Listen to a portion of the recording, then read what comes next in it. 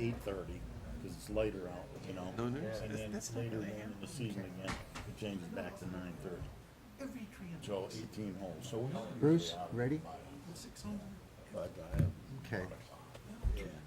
for that. Let's call the meeting to order. Please stand for the Pledge of Allegiance. I pledge Allegiance to the flag the United States of America and to the republic for which it stands, One nation. under God, indivisible, with liberty and justice for all. Bruce, roll call, please. Councilmember Barrett. Here. Councilmember Bisbal. Here. Councilmember Ellis. Here. Mayor Pro Tem Gazelle. Here. Mayor Kudrowski. Here. Councilmember Cusick. Here. We did get an email from Alex saying that due to some labor issues at Providence, his work schedule has changed and he won't be able to attend today. So I asked for a motion to excuse him. So moved. Any discussion? If not, all those in favor say aye. Aye. Anybody opposed? I'm opposed. Okay.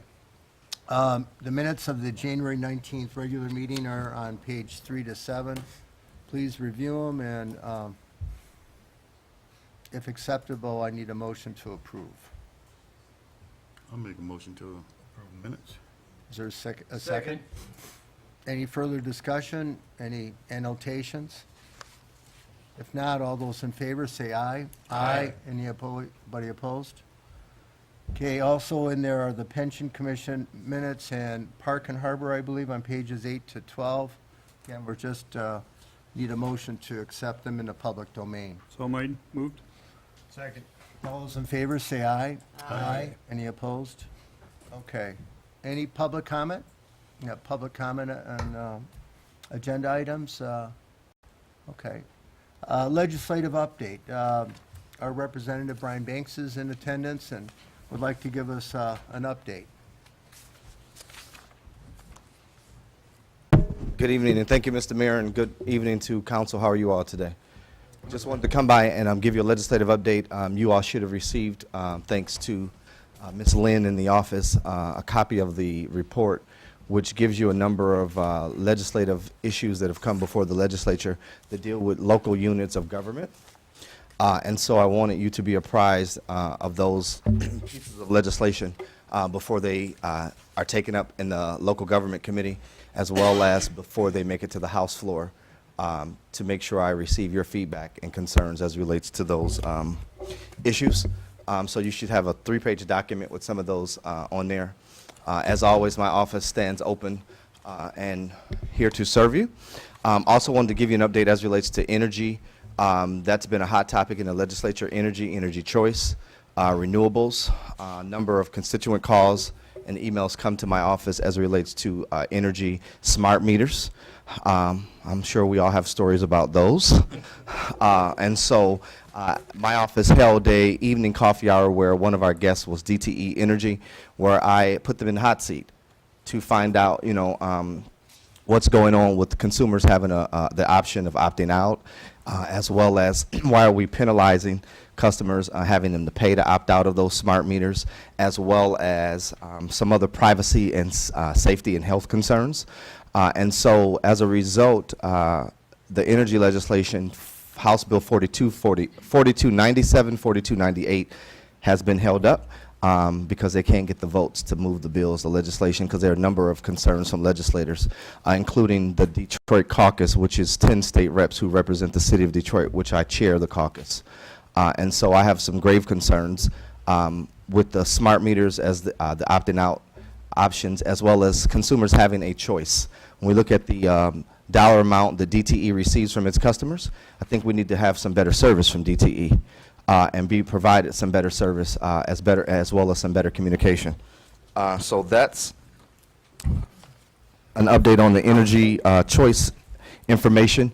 Former council member Felt had requested some information, so I was ready to present that to her if she was in attendance, but I'll give her a call on tomorrow. She contacts my office quite frequently.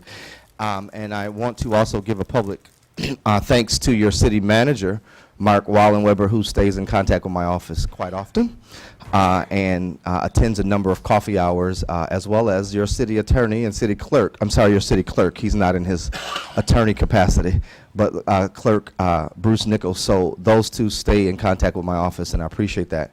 But again, if you have any issues or concerns as relates to legislation or anything on the state level, my office is here to serve you. You all know I have coffee hours every first Monday, and it's on your last page, but every first Monday of the month from 8:30 until at the Big Boy at Mack and Vernier, and then every third Monday at the McDonald's on Harper and Cashew. And then we have evening coffee hours every other month, and those are announced, and you have that in your packet as well. And again, I'm here to serve you. Thank you once again, and I'll take any questions if anyone have any. Are there any questions from council? Brian, were you included in the email exchange about the deterioration of our seawall, on the water? Were you included I in wasn't that? included on that email. I did get an email regarding the historic district change. Okay. And so as you all will see in the report, there's legislation that's been referred to the local government committee, has not been taken up yet as relates to some changes that a legislator would like to take up as relates to historic districts. I think that looking at the bill on its face, there's some concerns I have as local municipalities would have to go through some other hoops every 5 or 10 years to reapplying for that change, and I think that's unnecessary. If you have that distinction as a historic district or a historic area, we should not have to go back through that every 5, 10 years. So that's just on its face. I look forward to attending those committee hearings and finding out, more about those bills. Would that apply to a single user building like this structure? Absolutely, yes, sir. It would apply to that? Absolutely. And so also, just so you all know, on last week, Governor Snyder gave his executive budget recommendation. We will be finalizing the review of his budget recommendation and sending it out so that you all have a copy of that, the finalized document, which will come from the House Fiscal Agency, which is a nonpartisan agency that gives us updates and information as it relates to legislation. And then I'll also be providing my overview of the recommendations as well. There are some budgetary recommendations as it relates to local revenue sharing. The governor has recommended that it stays at the same 2016 level as it has been for a couple of years. So we'll be looking at that as well. Are there any other questions? Doug, did you have No, I one? just had something to say. I attended your education town hall at Grosse Pointe North. Yes, sir. Several weeks back. And I just want to say for those that didn't attend or anything, I think you put together a really good program there. Top-notch credentialed educators. And I had never really been part of the education scene. Kids are gone and grandkids aren't here or anything like that. But as part of my campaign, I looked into what was going on in education around here. And I talked to a few principals at Liggett and at North and stuff like that to get a feel, what kept these kids up at night and things like Absolutely. that. And then the first time that I attended this meeting here, I was really surprised by, the attendance and how vocal and concerned these parents really are. Absolutely. And so I think you did a great job. I don't know if you have, how often you have them or anything, but I seen it was advertised in the paper. I thought, I should take advantage of that. I met Dr. Niehaus the other day Okay. at an event, and we've planned to get together and talk a little bit more about this. And because I think that was actually the first day that the teachers walked out. And that day, I was kind of thinking, the teachers shouldn't have done that, but I tell you, I've, changed my opinion a little bit. There's still problems with that and everything like that, but the problems that we have in our education system are just, they're overwhelming. Something's got to be done. We already, since then, have gotten rid of the EEA, AE, Well, not totally. well, not totally, not but totally. At least that's being looked at. That was Absolutely. a major concern. And then the other thing, of course, the manager, the Emergency manager. manager. Absolutely. And I appreciate your, Thought you did a great job, and I just wanted to thank you for that. thank you for attending, and I appreciate the feedback. But just to council and to the citizens of Grosse Pointe Shores, education, as you all know, I stood here in 2012 when I first ran, I talked about education. You're looking at someone who education has transformed my life. So I have a bachelor's, a master's, a law degree, and on today I submitted my final assignment so I can begin my dissertation with my PhD. but I dropped out of high school in 11th grade with a 3.97 grade point average. So you're looking at someone who understands and knows that access to a quality education can afford you a decent life and open the door of opportunity. But I hold an education town hall twice a year because I have a very diverse district. And what I want my residents and constituents to know is that it's Detroit today, it could be Grosse Pointe tomorrow. And so when we look at education, we're talking about our tomorrow, we're talking about the future doctors, future lawyers, people that's going to take care of us. And so we need to ensure that all kids have access to a quality education regardless of where they live, regardless of their color, regardless of their socioeconomic status. But what I wanted to ensure at that town hall, and you know, thanks be to God, my town halls are well attended, as you saw, and we put together a very diverse panel, which was the first time ever that a Democratic legislator was able to bring out the Republican Education Committee chair. She sat on the panel. The person who's responsible for enacting many of our education laws, and to have the Grosse Pointe School Board there and have the Detroit School Board there and the Harperwood School Board and Harperwood Superintendent and Grosse Pointe Superintendent, you know, it speaks to this district. It speaks to the level of concern that we have for education and the priority that we put on education. And so our State of Education Round 2, we're bringing in some individuals from Washington, D.C., from the Department of Education, as well as some more of our locals, so we can understand the dynamics of education in Michigan. You know, PA 436, the emergency manager law, has not come here to Grosse Pointe Shores because you all have done such a fine and fabulous job at balancing your books. But what we have to be concerned about is when your neighboring communities are suffering, you know, that it can open the door for those students to possibly come here. If the laws change, if we're going to open up, you know, there are discussions now making a lot of schools of choice. You know, and that's something that we have dealt with in the points for quite some time, and the residents and the parents have spoken up. So I place a big value on education, and I appreciate those who come out and support, and I appreciate our newspaper, Brad Lindbergh, and those who write up the great stories on our forums and things, and appreciate just the feedback. Again, my office is open. My staff is there to serve you. And last, I will say, I appreciate the support that I've received from this body just by way of email, telephone calls, and so often I'll get a nice little note from Kay Felt, and when you don't do something right, she lets you know when you didn't respond timely, or she didn't like your answer. But you know what? That's appreciated, and I appreciate that because people don't have to take the time to do that. So I appreciate you again in allowing me to serve and represent you, and look forward to 2 more years, August the 2nd. Thank you very much. Thank you for your update, Brian. Okay. Next item is beautification. Helen? Helen's going to tell us how beautiful our city's going to look next month when spring comes here. Maybe not next month. First of all, Helen By, Beautification Chair. Brian, today I got wasn't exactly a letter. It didn't have an envelope, but it was like a trifold from DTE. And it was beautiful, all in color. And I wondered, why am I getting this? It's a contest they're asking you to participate in. And I thought to myself, wouldn't I rather have the lower bill rather than this missile? Take a look in your mail when you get home. All right, beautification. Now here's what I'm really all about. We had a great year in some respects. In many respects, and yet it's going to be a really challenging year this coming year. The usual things all happened.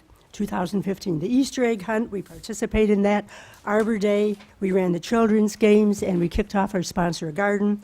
We planted the municipal grounds in the park the third week in May, just before Memorial Day. We cut back the park's gardens completely in September with Mike Way and his new pole trimmer.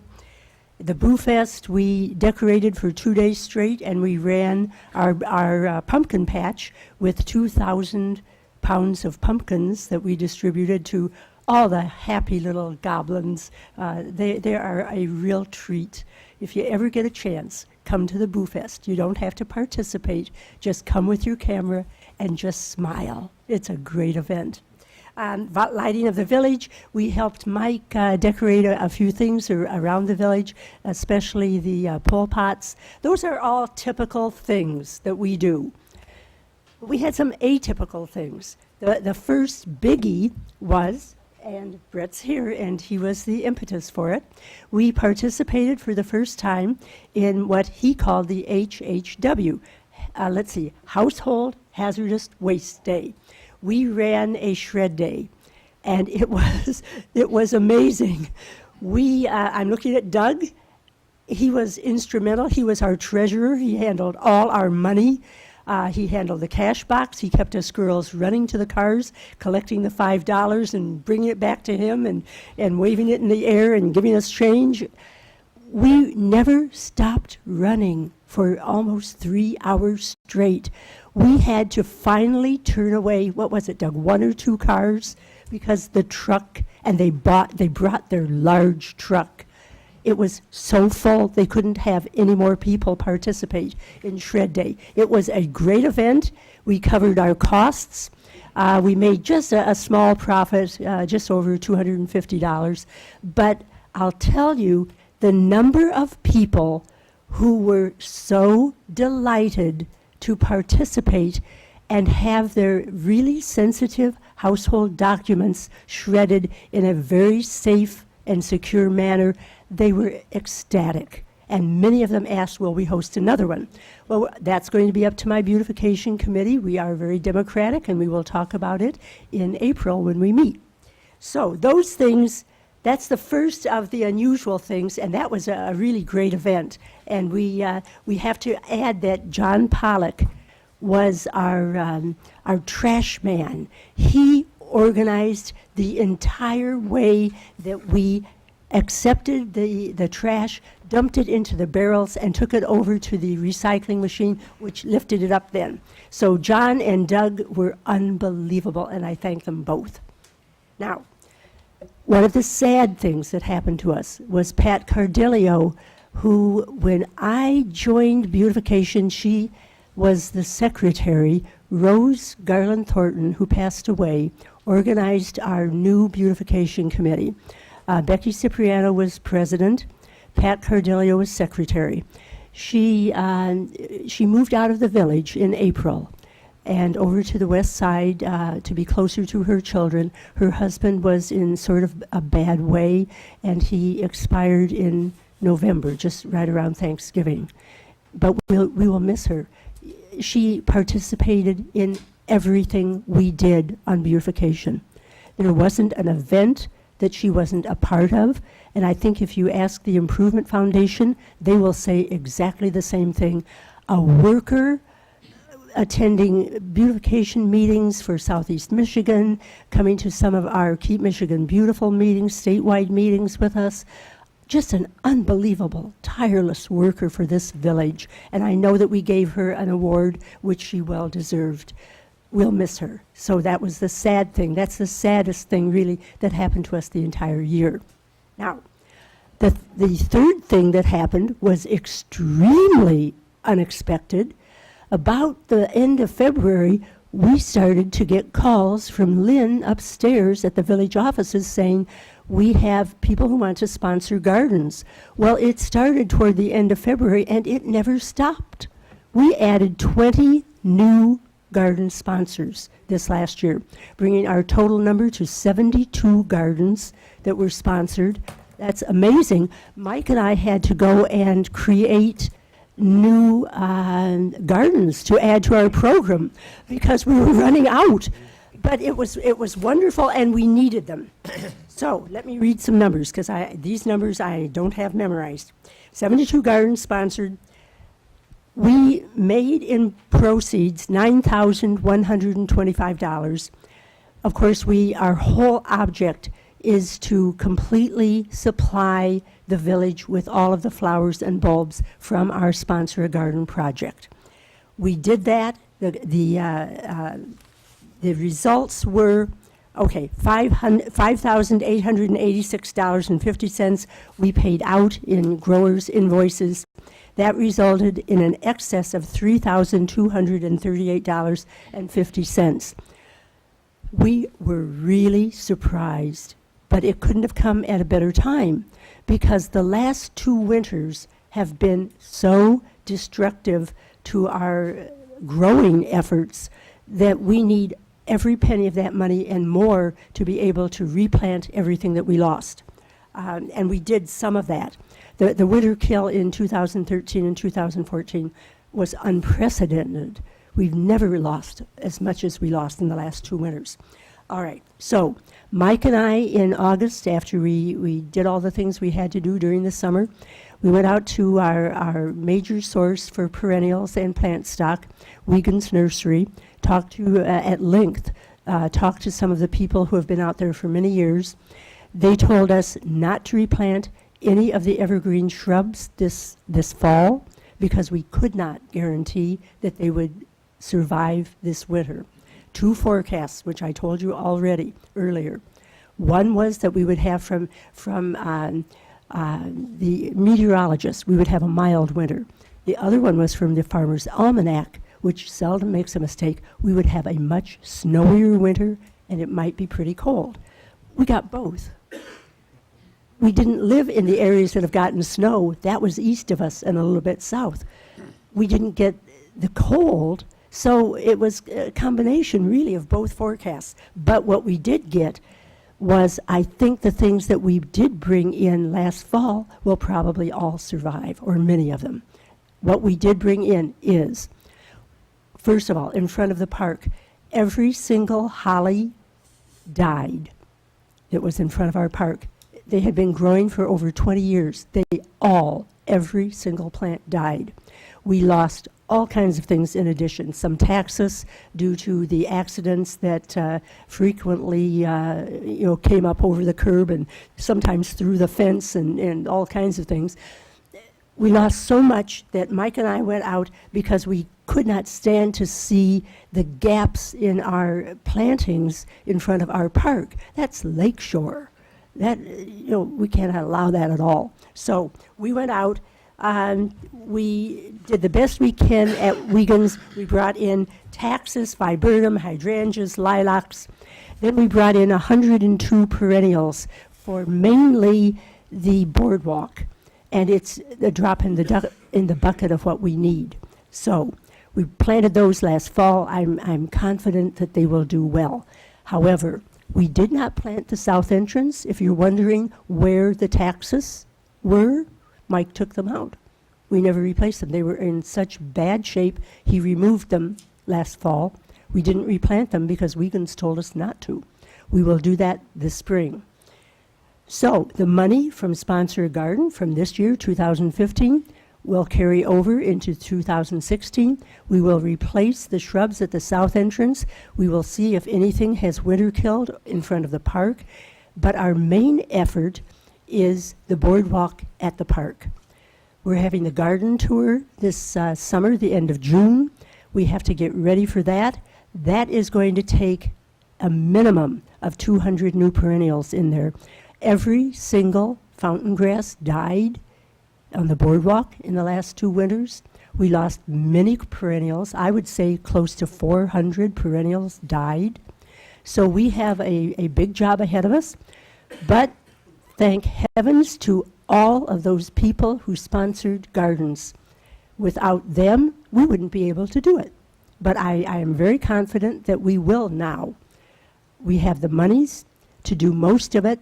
And I'm sure that many of the people who sponsored last year will come forward again and help us out. We need you, sponsors.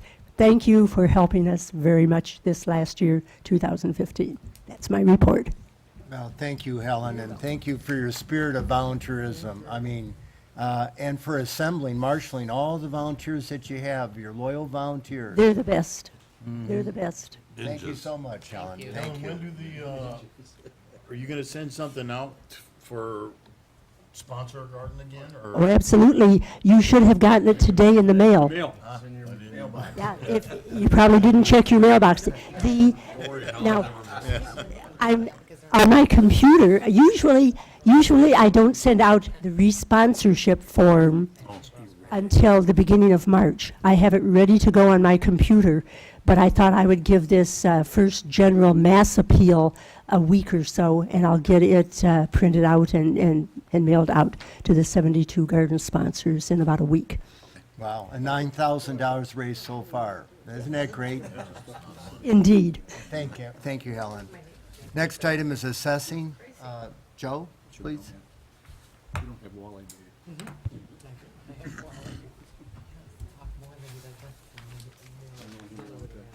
Thank you. I have a cold, so I will try and keep this brief. I brought this bottle of water up because I promised Mark I could get through about 25 minutes of this talk with a bottle of water. 3 minutes. I would never make it. It won't take me too long to say, I'd like to be able to say everything is going good. So, everything is going good. Things are rolling along in the direction that we want them to go, that you want them to go. And Mark wanted to make sure that I mentioned that, in spite of rumors that you might have heard, and with the dire real possibility of us spiraling, crashing, and burning and having the state take over the tax rolls, that isn't going to happen, or at least there's no reason for it to be happening now. And one of the reasons that you certainly don't want to happen is because when the state takes over your tax rolls, they assign that to another appraiser. And the appraisers, more often than not, do an assessment of every house in your city.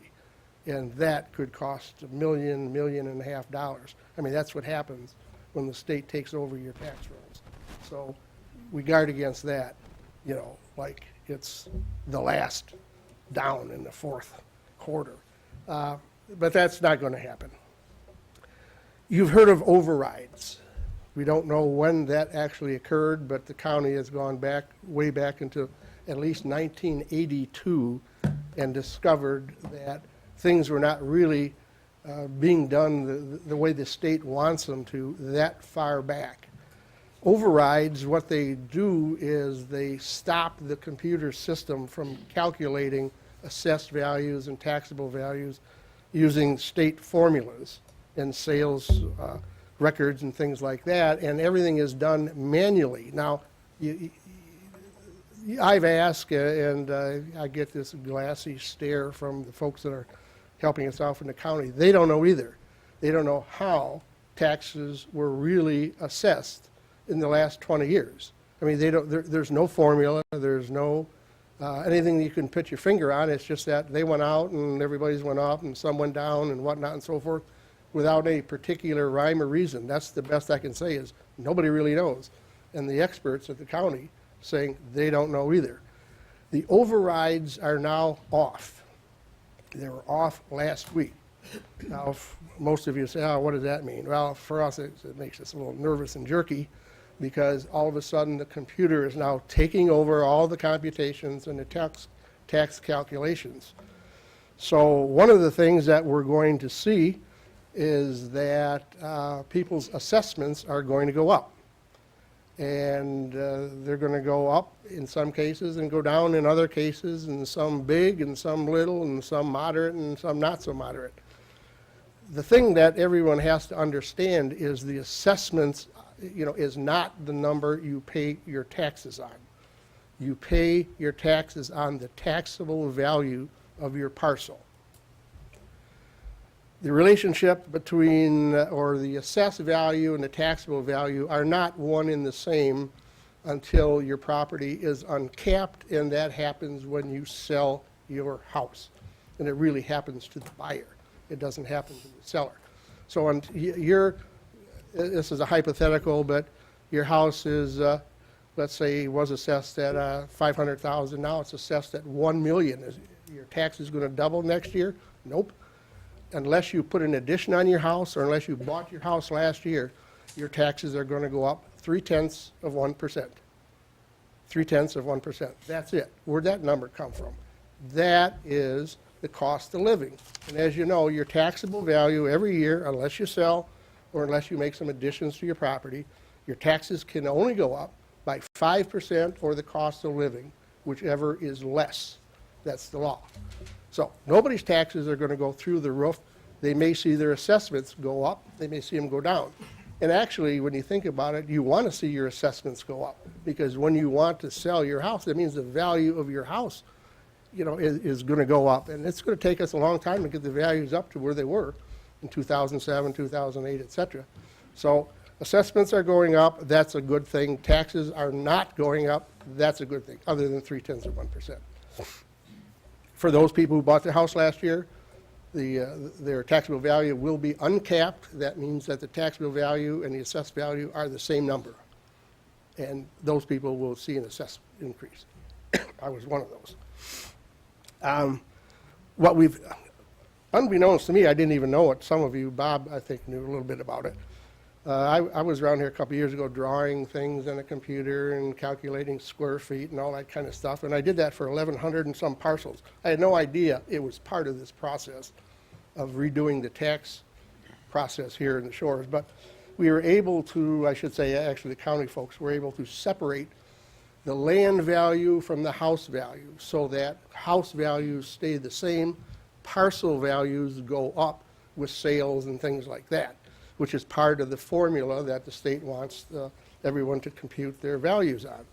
So that was done last year. Everyone now has the number of acres that their house sits on as part of their record. So that was done. The state wanted that done. State wanted a picture of everybody's house. I didn't know I was part of that either. Done. We've got 1,100 and some pictures of houses sitting on a thumb drive that eventually we've got to get into the database. So that's on its way. The calculations are going on. The county folks are here. Like I say, everything is happening very fast in the last 3 weeks. Things are just going, uncapping this, these are going this way, this is going this way. Tax assess records are getting ready to be printed. The county folks are here doing their final audit. Our numbers, which means that our taxable value to the assessed value, are right where they need to be. The state says they have to be at 50%. That's the law. Ours are like at 49.9% right now, and in both Wayne County and in Macomb County. So as long as we don't do anything crazy, like at the Board of Review, and keep those numbers good, and we don't give away the farm, the county will let us just cruise through with those numbers. If we get them out of whack, which would be kind of hard to do, but if we get them out of whack, the county will make us put them back into whack by giving us what they call an equalizer, and then we have to apply that to everybody, which is not really it's one way of solving the problem, but it's not the fairest way. For whatever parcels caused the problem, everybody's going to be part of the solution. We're going to keep those numbers within 49.9 to 50, and that's the way we're going to cruise into the tax season. So we're expecting that to be okay. Let me see. It's going to take us some time to understand what's gone up, what's gone down, and why. I mean, this just was uncapped last week. So the computer's been doing its thing and whatnot, and we're going through it, and we're trying to understand this, that, and the other thing. And we'll have some better answers soon as to what caused this, what was causing that. The only thing I can tell you is that while you may see your assessments go up, or your neighbors may say, hey, my assessment, I won't say doubled, because that's ridiculous. It wouldn't do anything like that. But even if it did, your taxes are going up 0.3%, period. Period. Unless you bought a house last year and your house uncapped, or unless you put on a major addition to your house, which just adds to the taxable value for the portion you added. Other than that, it's 0.3%. So that's not too bad. It'll take us a while for all this to settle down.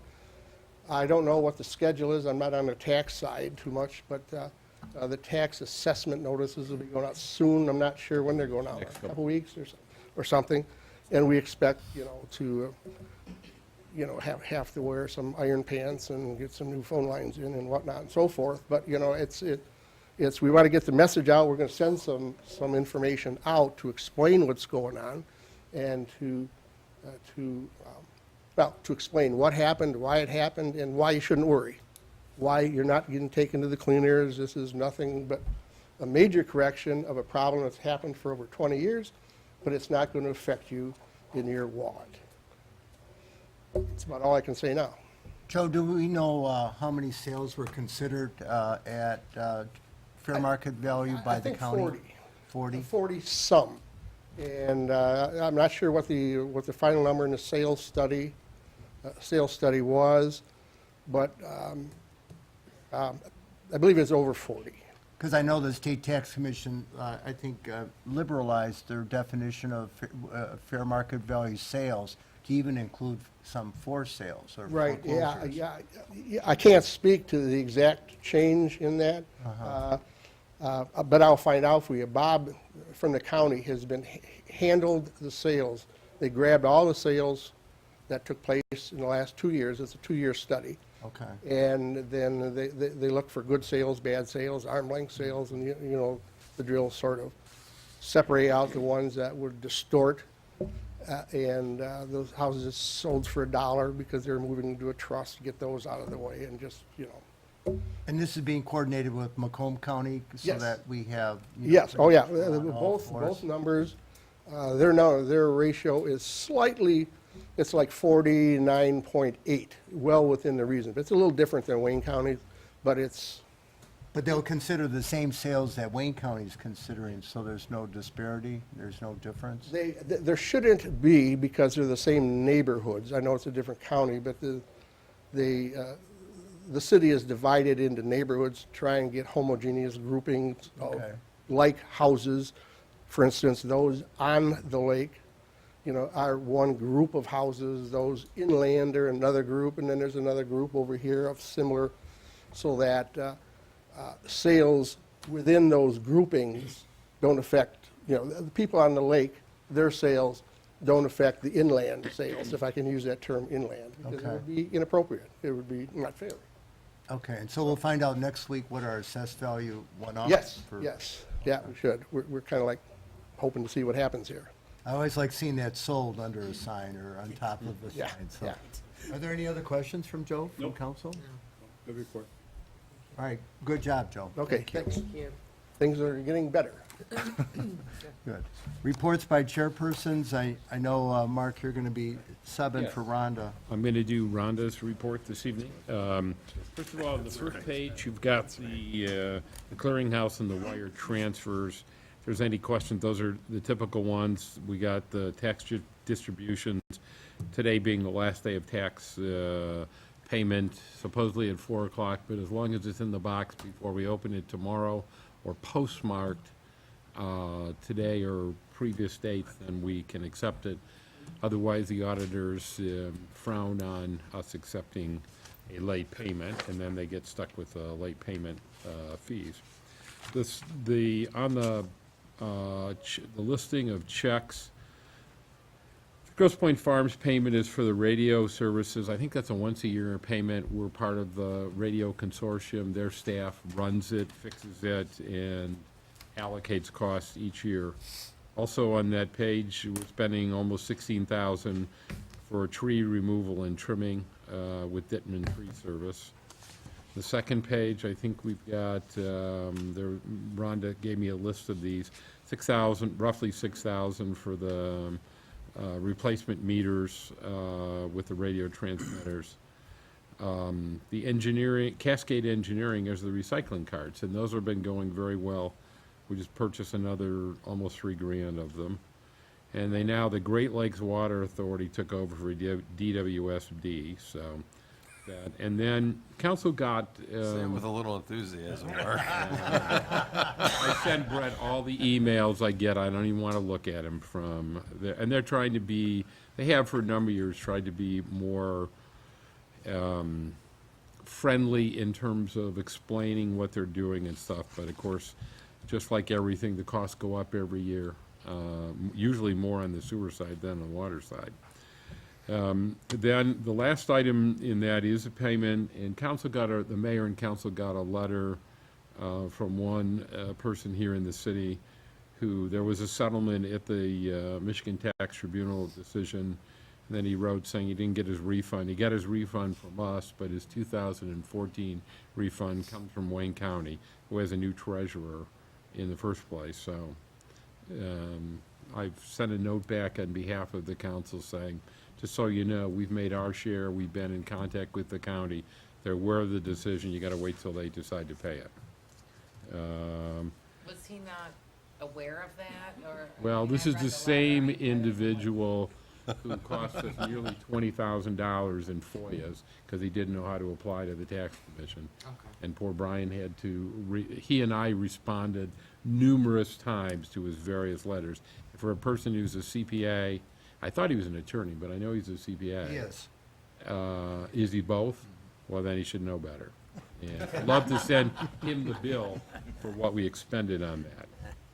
But I think that was his way of, that he's, from others in the past have said he's not necessarily a cooperative individual, so that's said. In terms of the, we're pretty much on target with the budget.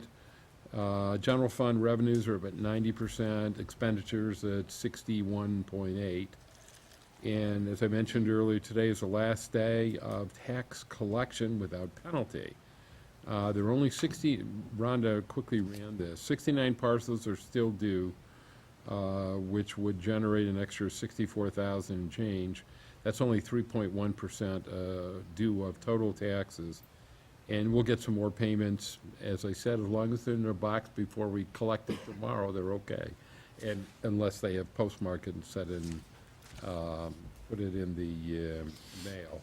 Mark, there's 2 payments to Comcast Commercial. Do you know what that's for? Yes, that's a settlement for the cameras on the, I think the chief has had a, we've now gone through about 37 names of trying to get a hold of anybody that has, would answer the phone at Comcast and have any knowledge of this.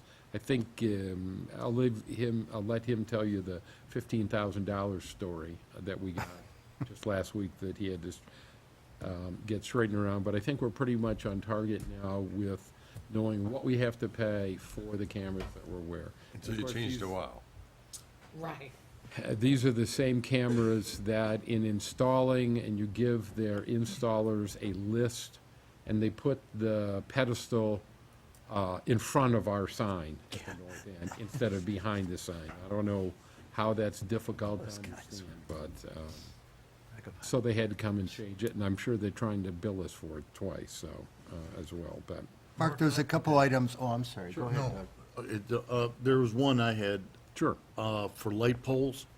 Yes. I thought the Improvement Foundation, We agreed to split the costs with the Improvement Foundation to finish up the program, and Brett was able to secure all of them, and some of them came at the wrong size, and we made a deal with other communities who have purchased them directly from us. okay. Mark, there's one item regarding the hiring of our consultant for the Deeplands project to review. Is that money that will get reimbursed then, or? Yes, we're Okay. expecting that, and I'll mention that we have not heard anything from their consultant. We sent an email to them last week or the week before, saying, what are you doing, and here are some of the expenses we've outlined so far, and not heard a thing back from them. So. Okay. Well, I invite a motion to approve this check run totaling, we didn't spend too much money this month, $221,000 and change. So moved. Second. Now, all those in favor, say aye. Aye. Opposed? Okay, thank you. You went through, well, Bruce, you want to add anything? I know you're meeting tomorrow, so, and you flew in from sunny Florida today. And we're visiting In the middle of a too. tornado, was it? A tornado Tornado last? warnings this morning, yeah.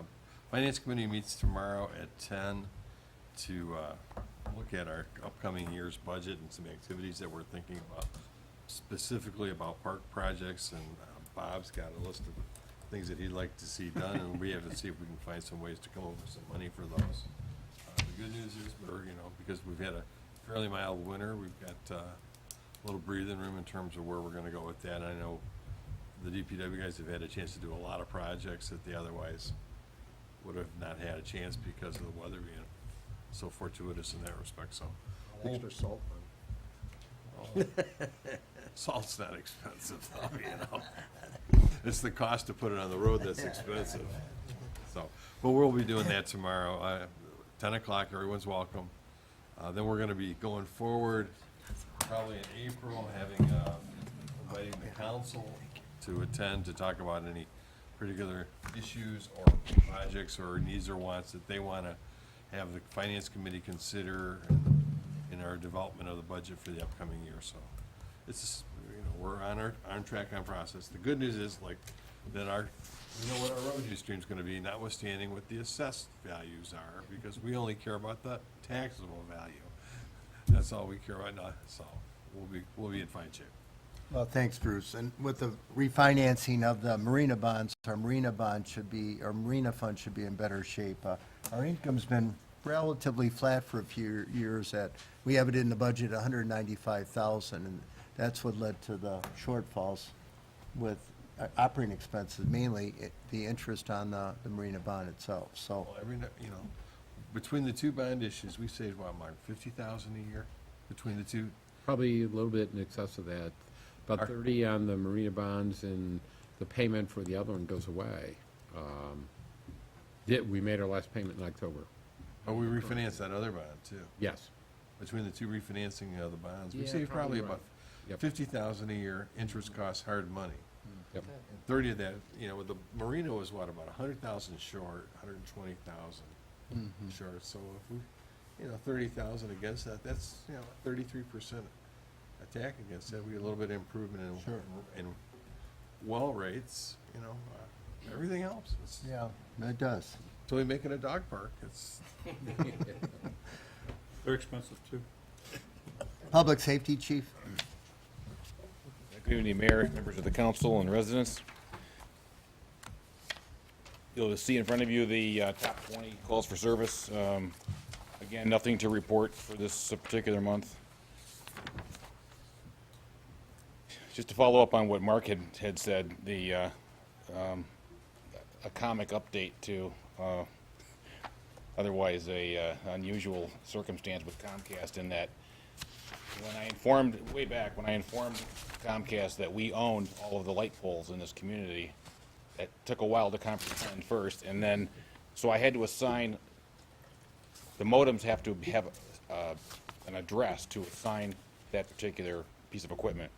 So I created addresses that didn't exist. So, for example, 487 Lakeshore, it doesn't exist. We found that, and I believe that they were mailing the bills to the pole.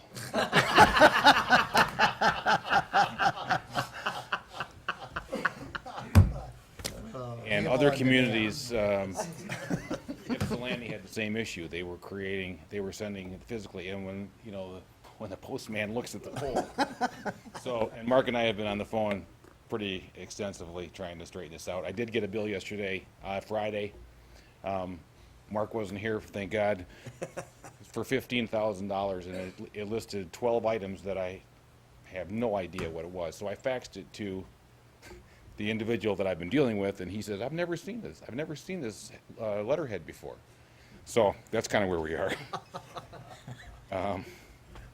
I'll be very brief tonight. The first week of February, I attended the Michigan Association of Chiefs of Police Winter Conference in Grand Rapids.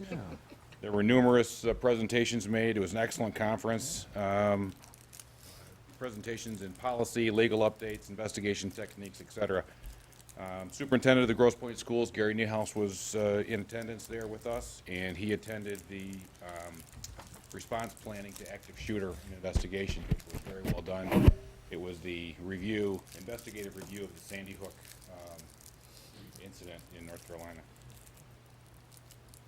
Our newest recruit, Ryan Wilson, is in his 5th week of his 17-week academy. I received his first progress report in the mail. He is doing extremely well, both academically and with physical fitness. He returns to us May 13th, and we plan to swear him in at the May 17th meeting, and we will then be at full strength. I've been working a little bit with Bob and with Brett. Brett and I at Park and Harbor. We plan to meet, Brett and I, to discuss some of the day-to-day operations of the park as we approach summer.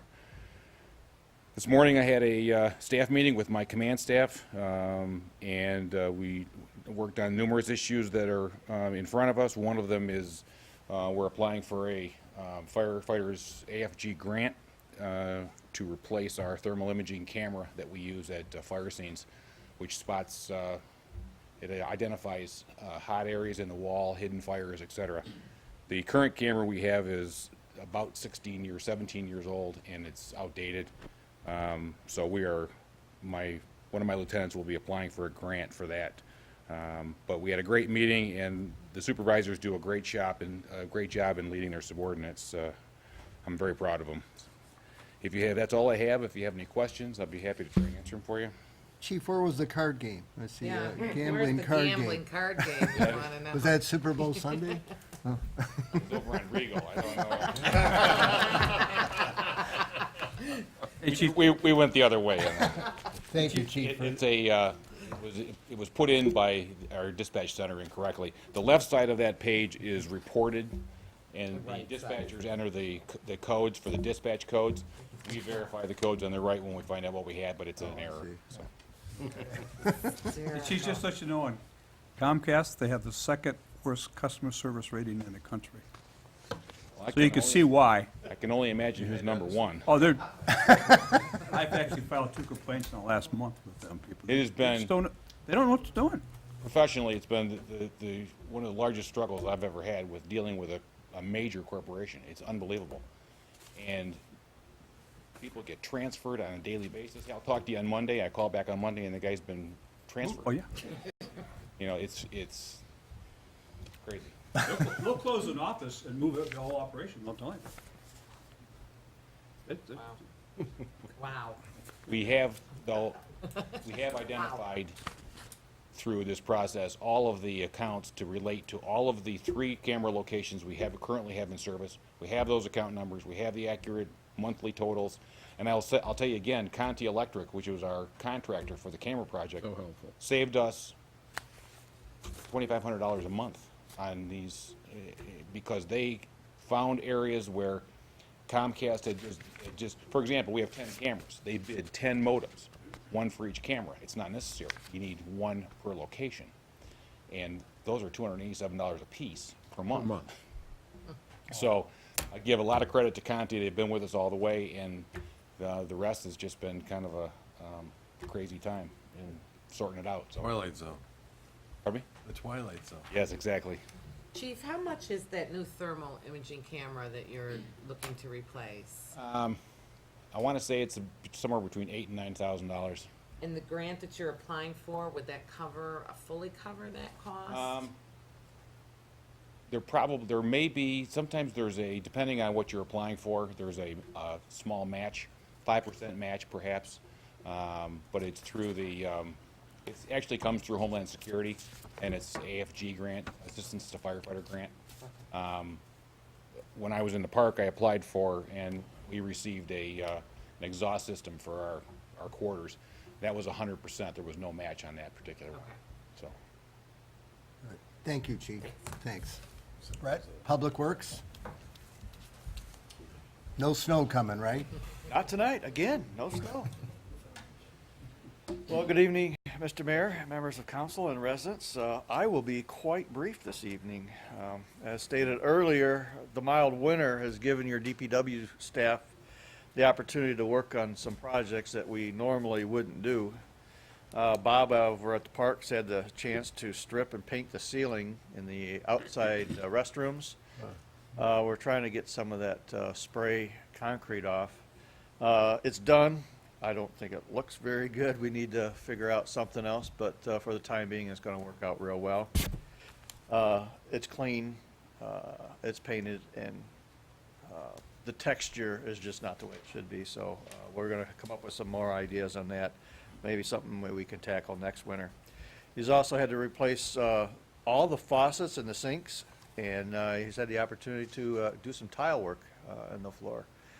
It's been coming apart, so your DPW staff is learning a lot on doing some unique things.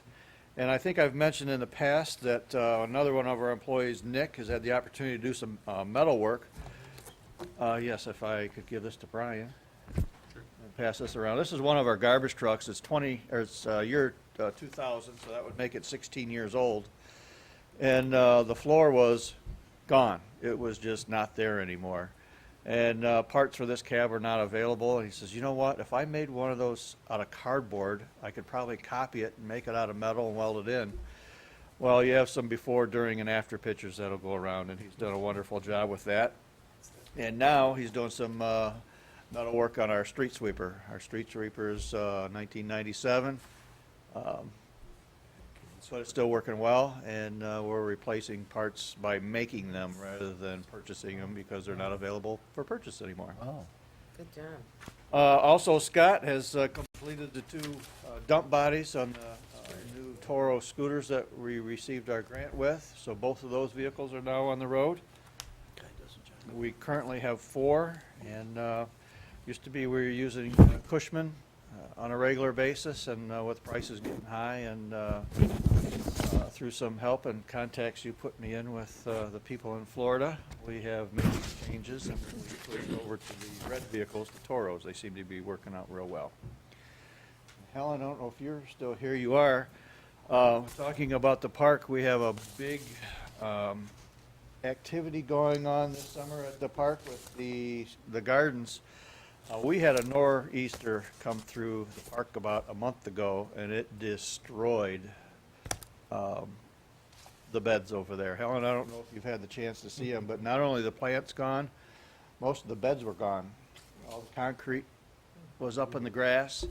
And the DPW, we got quite a bit done, but we're going to have a contractor come in and do some other work where the beds meet the harbor wall. We also lost a lot of stone.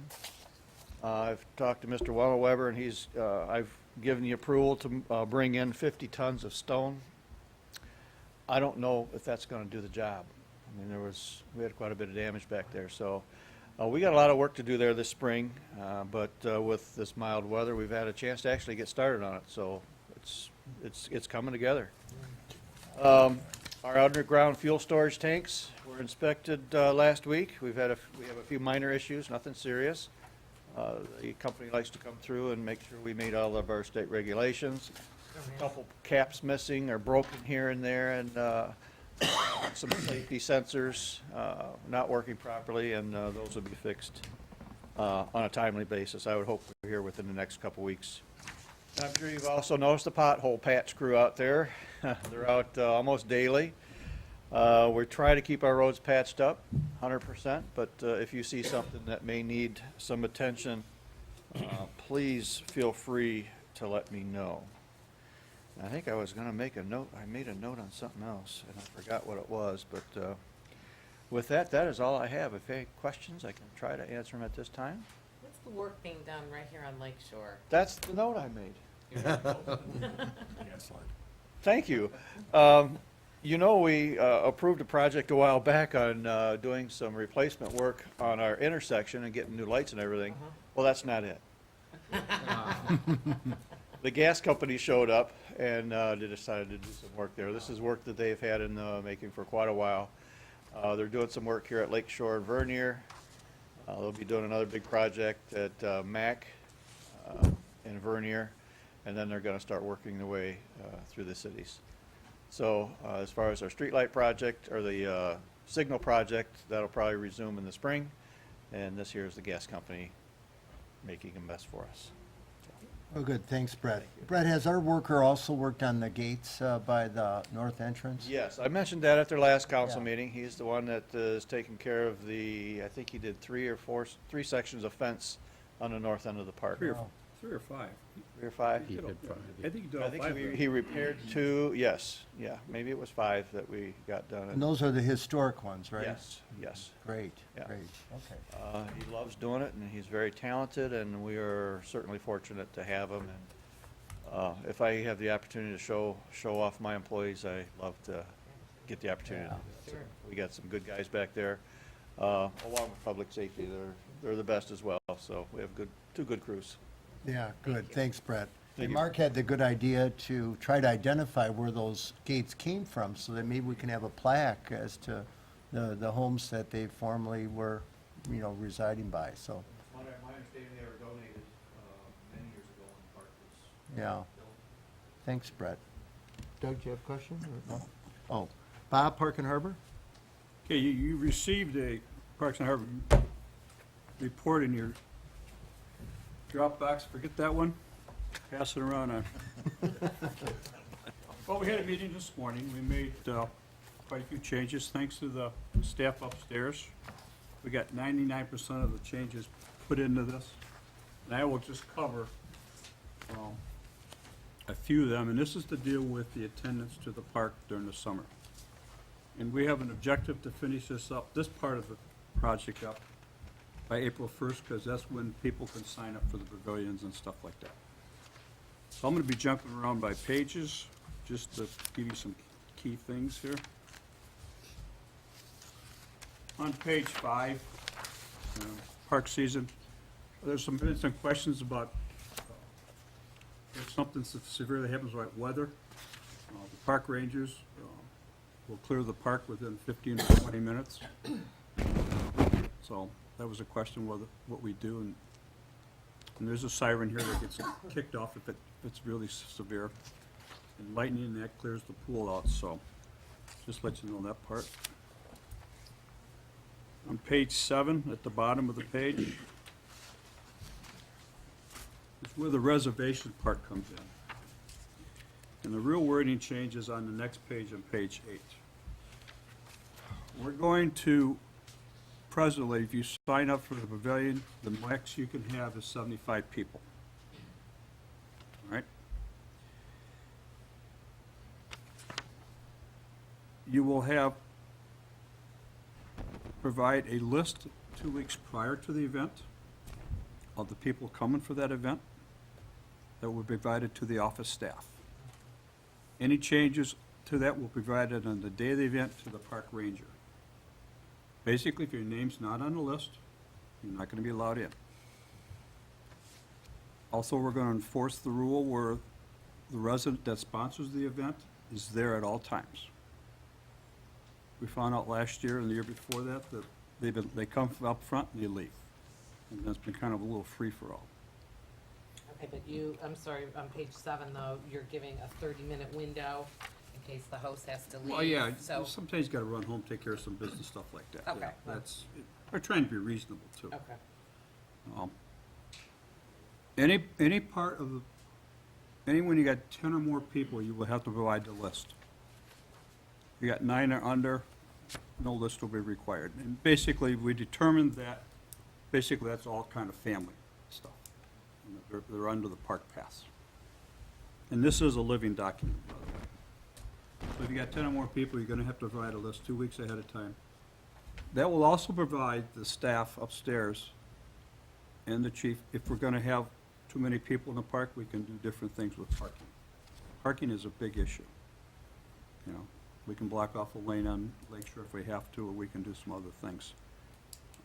We can ask, like the school, when they have their event, Star of the Sea has their picnic, they do it during the week. They carpool so the kids don't drive, you don't have all them people. This 10 or more guests, does that mean to utilize the picnic facilities? Any part.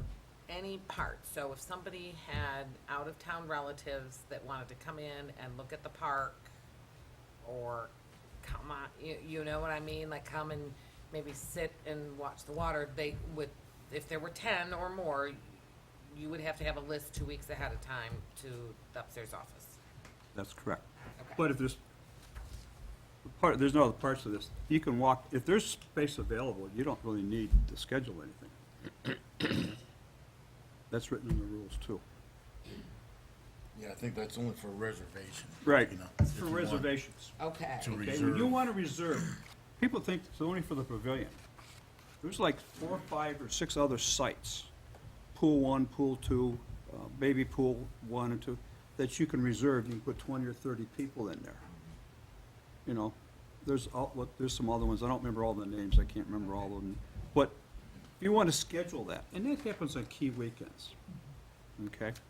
Of course, you can't schedule anything on sponsored event weekends, like Splash Weekend, you can't do anything. If we have something going on, you can't do that. And these strict rules apply basically Friday, Saturday, and Sunday. Monday through Thursday, we have no parking issues, basically. like, as I was saying, Star of the Sea comes, they bring all the kids over. Star of the Sea is part of the Grosse Pointe Shores. I think their rectory is in the shores, so they bring all the kids, and they monitor them, they stay with them. But them kids don't drive, so you don't have a parking issue. And we haven't had anything during the week.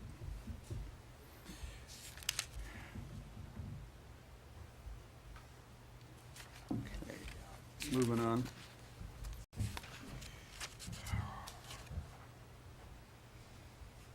There's some issues with the, we changed some of the word, and we did a lot of grammar changes to make the words flow better. We're not done with that yet, but we're still working on that. There's some issues on wells on page 10 at the bottom, just about the well assignments. The request goes out, I've already gone out to all the city residents that have present boat wells, whether they want to renew that or not. And the dues are due, some fees are due pretty soon. Once this is over with, and within the next 2 weeks, the harbor master, Tom Kowalczuk's, will be sending out the invites to the non-residents. Okay, and that's how it kind of works. The non-residents cannot bump a resident at all, but a resident can bump a non-resident out of his well, even if he's had it for a long period of time. I'm going to go over that again upstairs with Tom tomorrow.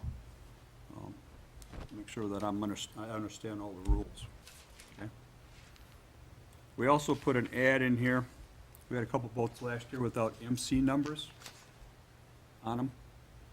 That is a U.S. Coast Guard violation and Wayne County Sheriff.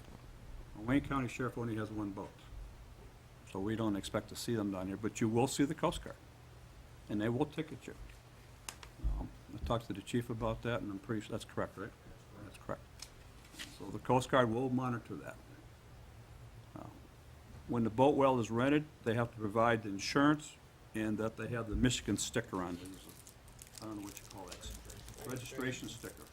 And that has a number on it and everything. So if you got that, then we know there's an MC number for it. But you're supposed to have it prominently displayed on the front of the boat.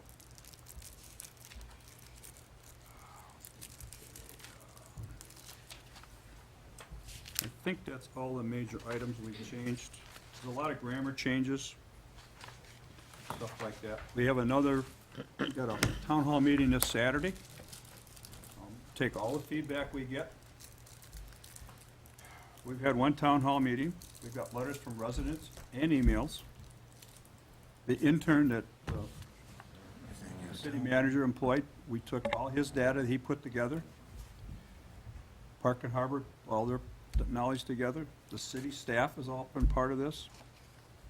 And we've been having residents come to the Park and Harbor meetings too, providing input. So we're getting as much input we can so we don't make this a dictatorial thing, but make it as friendly as possible, yet control the crowds on certain weekends.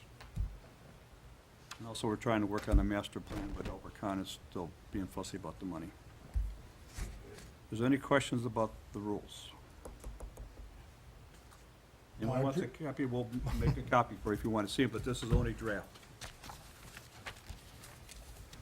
Well, good, Bob. Thank you for your diligence on this. And I'm glad you're clarifying about non-resident use of the marina. I think we had 27 to 29 wells leased by non-residents. And so I want to make it very clear that a resident, essentially those wells by non-residents are temporary. So every year, if a resident wants that well, first priority, should be accorded and will be accorded to the resident. So, it's only fair. The non-residents are paying more, is it 20% more, but, again, this is an amenity for the residents, so the residents come first. Yeah, non-residents do pay 20% more, so it's a substantial amount of money. And Park and Harbor is also looking at, at the use of the soccer field, for instance. We, I haven't we, seen the, you may be. No, go ahead.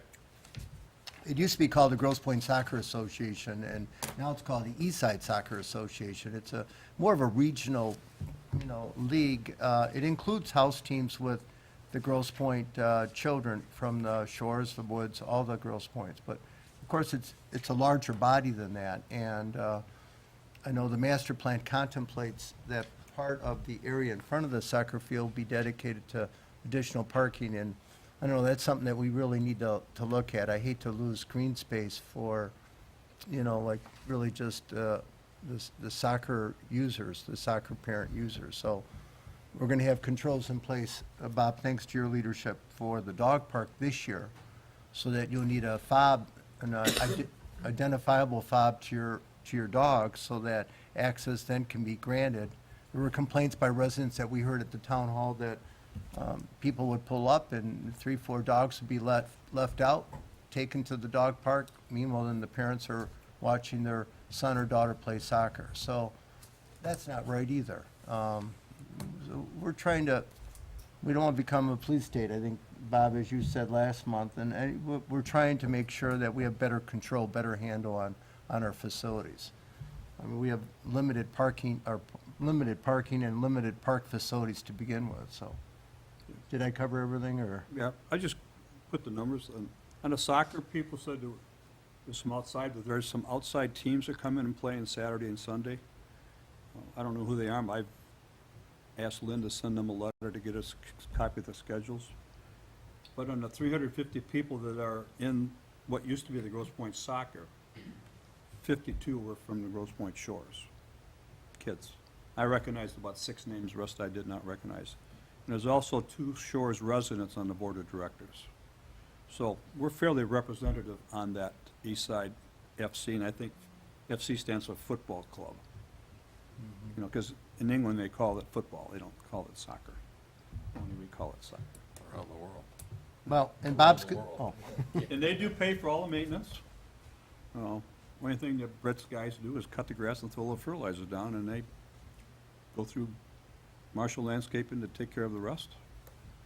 The baseball diamond is taken care of by the Grosse Pointe, the Woods Shores Little League team. And we know half them because they're about from the shores. And they take care of, they bring a landscaper in twice a year and take care of that. So they do take care of the property. Well, however, there have been days where after soccer matches, after baseball games, there are water bottles and Gatorade bottles strewn all over the fields, coats, jackets, shoes. You could walk through there and do a big collection, and I know a lot of people do, whether it's our people, and they kind of put it all like on the side and hope that somebody comes back and gets it. So we need to reinforce with the soccer and baseball people to clean up after themselves, because there are bottles and garbage littered throughout the park on If it's- Easter days. I want to know that because I will personally go talk to them people. Okay. Personally. I could put a green policy in and say you can't use that kind of stuff, no disposable water bottles or Gatorade. Well, we can make it stricter if we want to, but Make we it a have our green- own make it residents green. too that use that. I think maybe if we give them a verbal notice this year, and if we continue to see it, then we can take some more action, but just to let them be aware that they have to walk around after all the children leave and clean up. Yeah, they've already been, both of them already know that I'm going to be there this year. Okay. Do we have any recycle bins or anything like that out there? Plenty of garbage bins. Well, But well, not we could, recycled. when we say you can't put half water bottles in recycle bins, that doesn't work very well. But we can put a couple of trash bins out there, I guess. Well, they have the boxes, they have the green boxes with the lids on them that you can, they have garbage. But they're bins in they're there. supposed to pick up after they're done. I've seen the baseball guys do that all the time. Okay, good. But the thing is, got a 24-hour service sitting at the desk in there, let you well know. All people gotta do is make a phone call there, and we're taking care of it. Because it's really hard to research things 3 and 4 and 5 days later. It really Right. is. Okay, good. Okay? Yep, thanks. Good work. Next item, legal report, Brian. Okay, thank you. Since the date of the last city council meeting, city attorney's been engaged in the following activities on behalf of the city, and not necessarily in this order, just as things come and go and return. First of all, we prepared a proposed amendment to the city's peddlers and solicitors ordinance, and we prepared an extensive memorandum to the city manager and city council, which I think you may have seen, regarding those amendments. We'll be talking about those a little bit more during the business tonight, but in a nutshell, the amendments place for-profit peddlers or salespeople, if you want, salespeople, on an equal footing with people that solicit contributions for nonprofit organizations. It would require both classes of individuals to go to the public safety department, register, as is the case right now, with regard to solicitation personnel. Register and then carry with them a registration certificate when those individuals are required. Again, we can talk more about that. We consulted with the city regarding construction and inspection matters at the Ford House. We consulted also with the appraiser that had been engaged to look at 950 Lakeshore Road from the property tax appeal perspective, and prepared a memorandum to the city regarding further course of action to take with regard to that property. We consulted with the city and the Property Owners Council regarding 980 Lakeshore Road and 984 Lakeshore Road. There's a land division request as between those two property owners that really turns out to be a request to reform the plat because it's a platted subdivision. That's an ongoing discussion. We have advised the Property Owners Council for both parties that we'd be happy to do whatever we can to assist them, but it's really their issue to pursue in the Wayne County Circuit Court. That's where we have to do it. We prepared an analysis of a deed restriction issue concerning 25 Ford Croft Avenue and a vacant lot there that's proposed to be developed in construction. We prepared responses to 2 Freedom of Information Act requests, one by an outfit called Directive Research, another one by an outfit called American Transparency, and that one seems to come back at us like fruit fly periodically. Yeah, and the response in both cases, we don't have anything that's responsive to what you asked for. We consulted with the city regarding property tax refund issues affecting the settlement entered into with the city resident. City Manager Mark Mullenweber talked about that a little bit earlier tonight. We consulted with the city regarding the status of marina construction at the Grosse Pointe Yacht Club. We also consulted with the city regarding a plat revision issue affecting 2 property owners whose properties abut Larned Lane to the north of Vernier off of Lakeshore Road. And there again, it's that's another plat revision issue. So it's those property owners are going to have to look at that in the same fashion as the property owners at 984 and 980 Lakeshore. And then finally, we prepared a memorandum to the City Council regarding an Open Meetings Act procedural question that was recently raised. That's my report for the month. Good. Thank you, Brian. Are there any questions from council? If not, thank you. Mark, your report? Sure. Last month, we held the first hearing for the Community Development Block Grant Program. We did get our application in on time.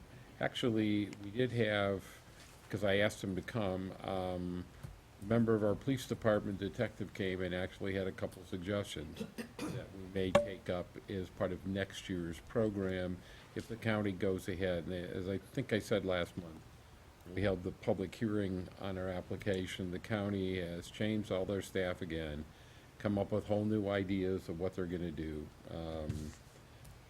They say they've talked to HUD about this, but I'm not sure it meets all of the requirements as I understood them under the CDBG Act, but we'll see.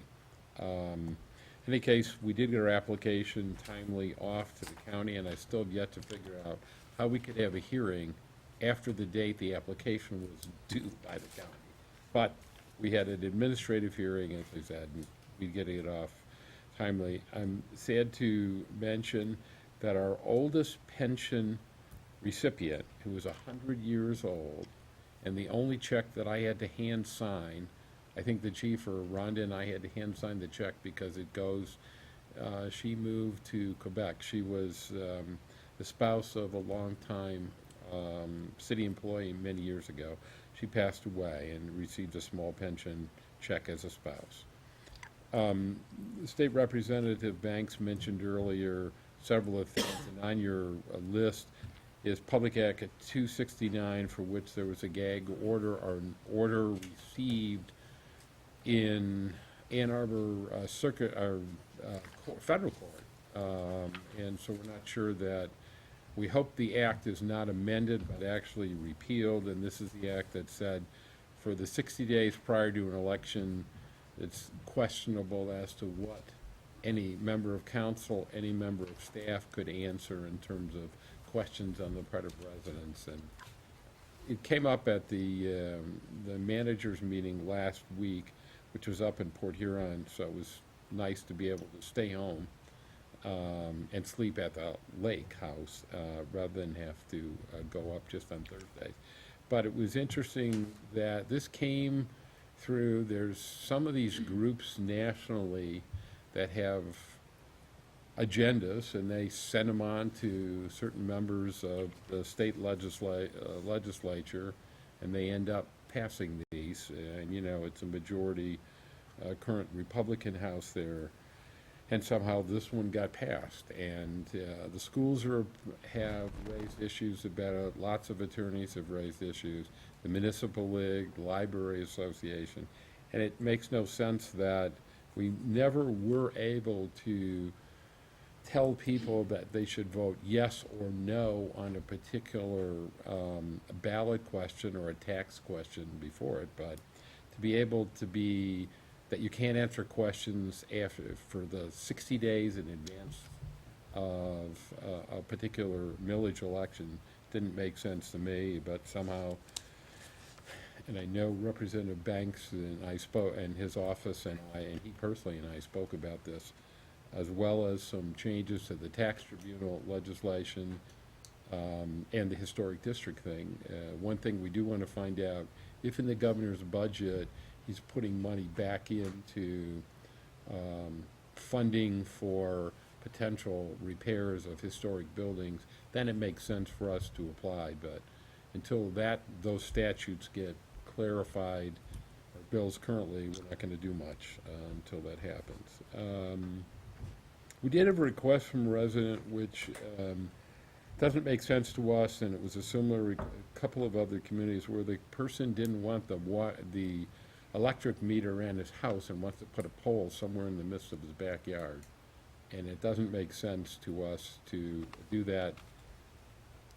Checking with the inspectors in other communities, it has been denied, so we're going to deny that as well.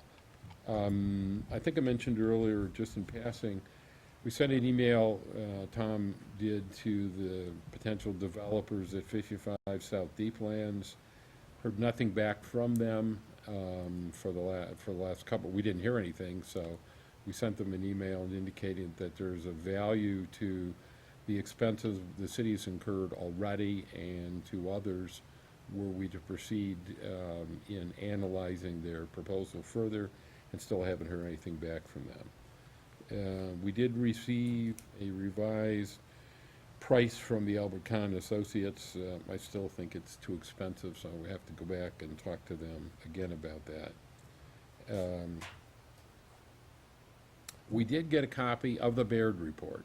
Actually, it was been promised for the last several weeks from the yacht club, and then it turns out that our spam system kept rejecting it as too long a document, so they brought one over today, and I haven't read it yet, but if anybody's interested in seeing it, they have shared it with some of the residents that live north of the yacht club on the water, and we'll be reviewing it as well.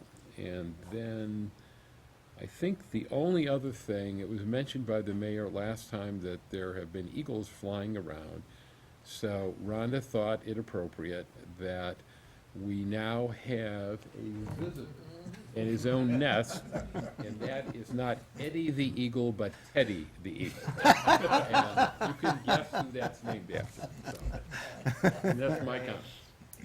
Oh, I like that, Mark. I know we're going to be talking about the ordinance regarding solicitation, but any update on WOW? Yeah, they're doing what's called strand mapping currently, and I'll be sending them, assuming that there's favorable council action this evening under new business, the revisions to the ordinance, and they'll be published in the paper in the required time and stuff. But that should make it, and let me just say, one of our neighboring communities has already asked us, as soon as, if council passes the changes as outlined by the city attorney earlier, they want a copy so they can ask too. Oh, okay. Any questions from Mark? Well, good report, Mark, thanks. Old business, this is the defined contribution pension amendment on page 48. Mark, do you want to summarize one more time? Basically, this is an item that happened a number of years ago. It was, I'm sure it was part of a strategy for negotiations at the time. It was brought to my attention that this did not result in the same changes in the negotiation of contracts, one of which was an arbitration when I first came, and I think it's only fair to fix this issue. It does cost us in terms of additional funds that we have to allocate into the pension system. And I think, as you pointed out last time, Mayor, that this has been discussed with the Finance Committee initially, with Council, with the Pension Board, and those 6 employees who are affected would be very appreciative, because there are some of our key people, not that all of our employees are not key, but this was something done to them and never corrected.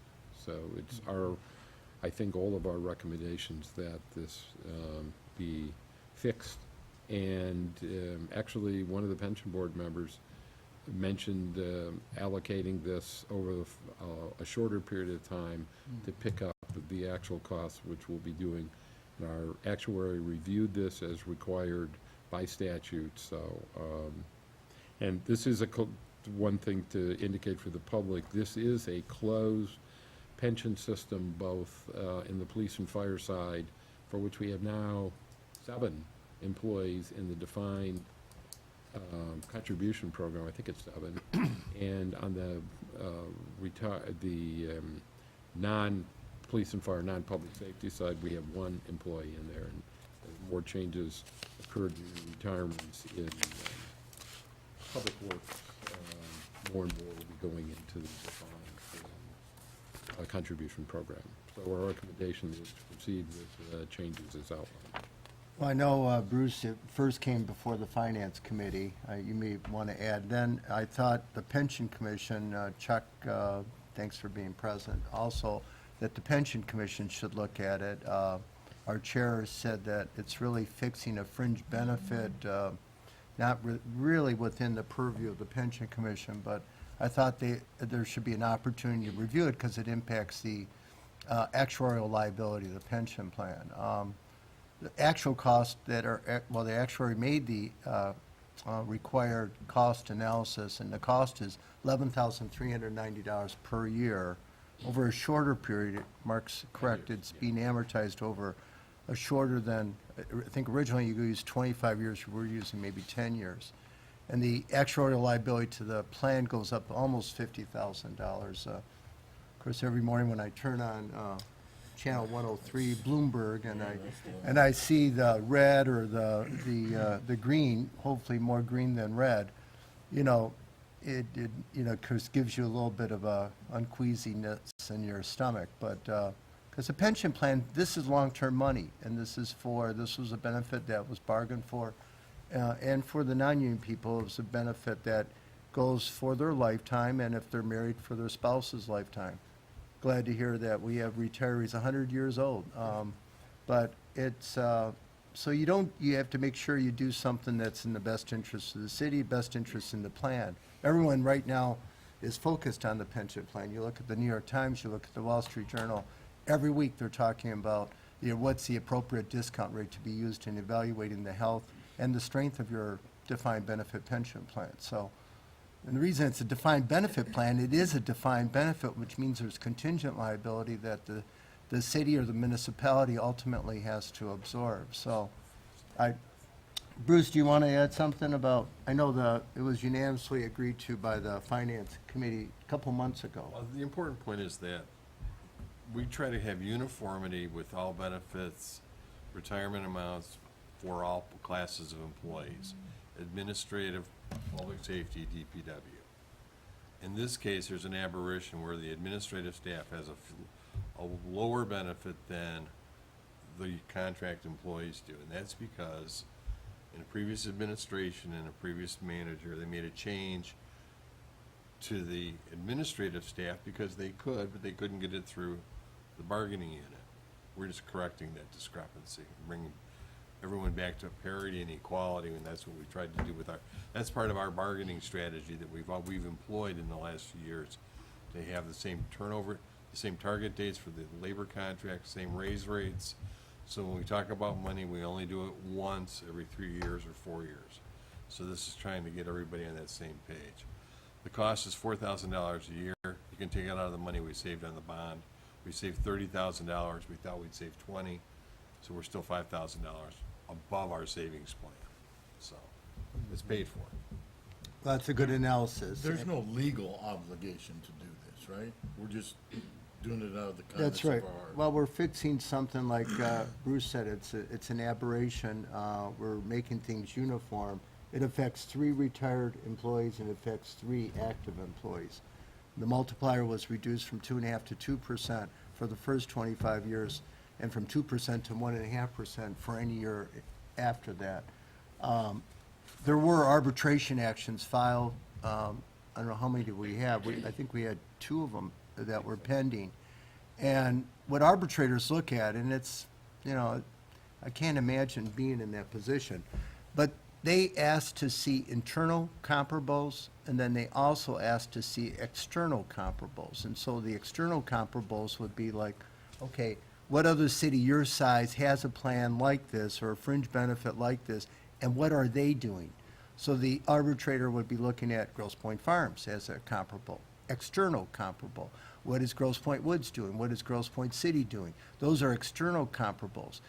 They also look at internal comparables. What are you doing to the other classes of employees if you have other classes, which we did.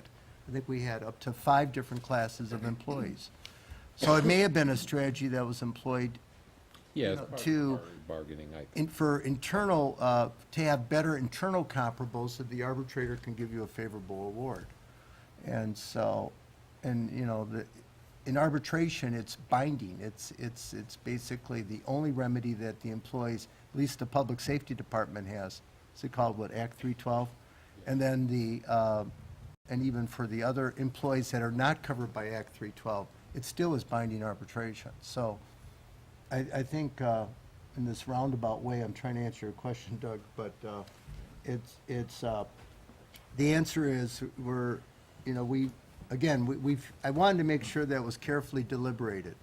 I wanted to make sure the Pension Commission knew about it so that there wasn't going to be any flack from the Pension Commission, like why was this done? We made already a major change about a year ago in the pension system when we went from 7.5% to 7%. And then my good buddy Bruce over there said to me, well, thanks a lot, because you just raised our contribution, the required employer contribution, about $80,000 or $90,000. Let's just call it $100,000. It sounds better when it's slightly less than 100.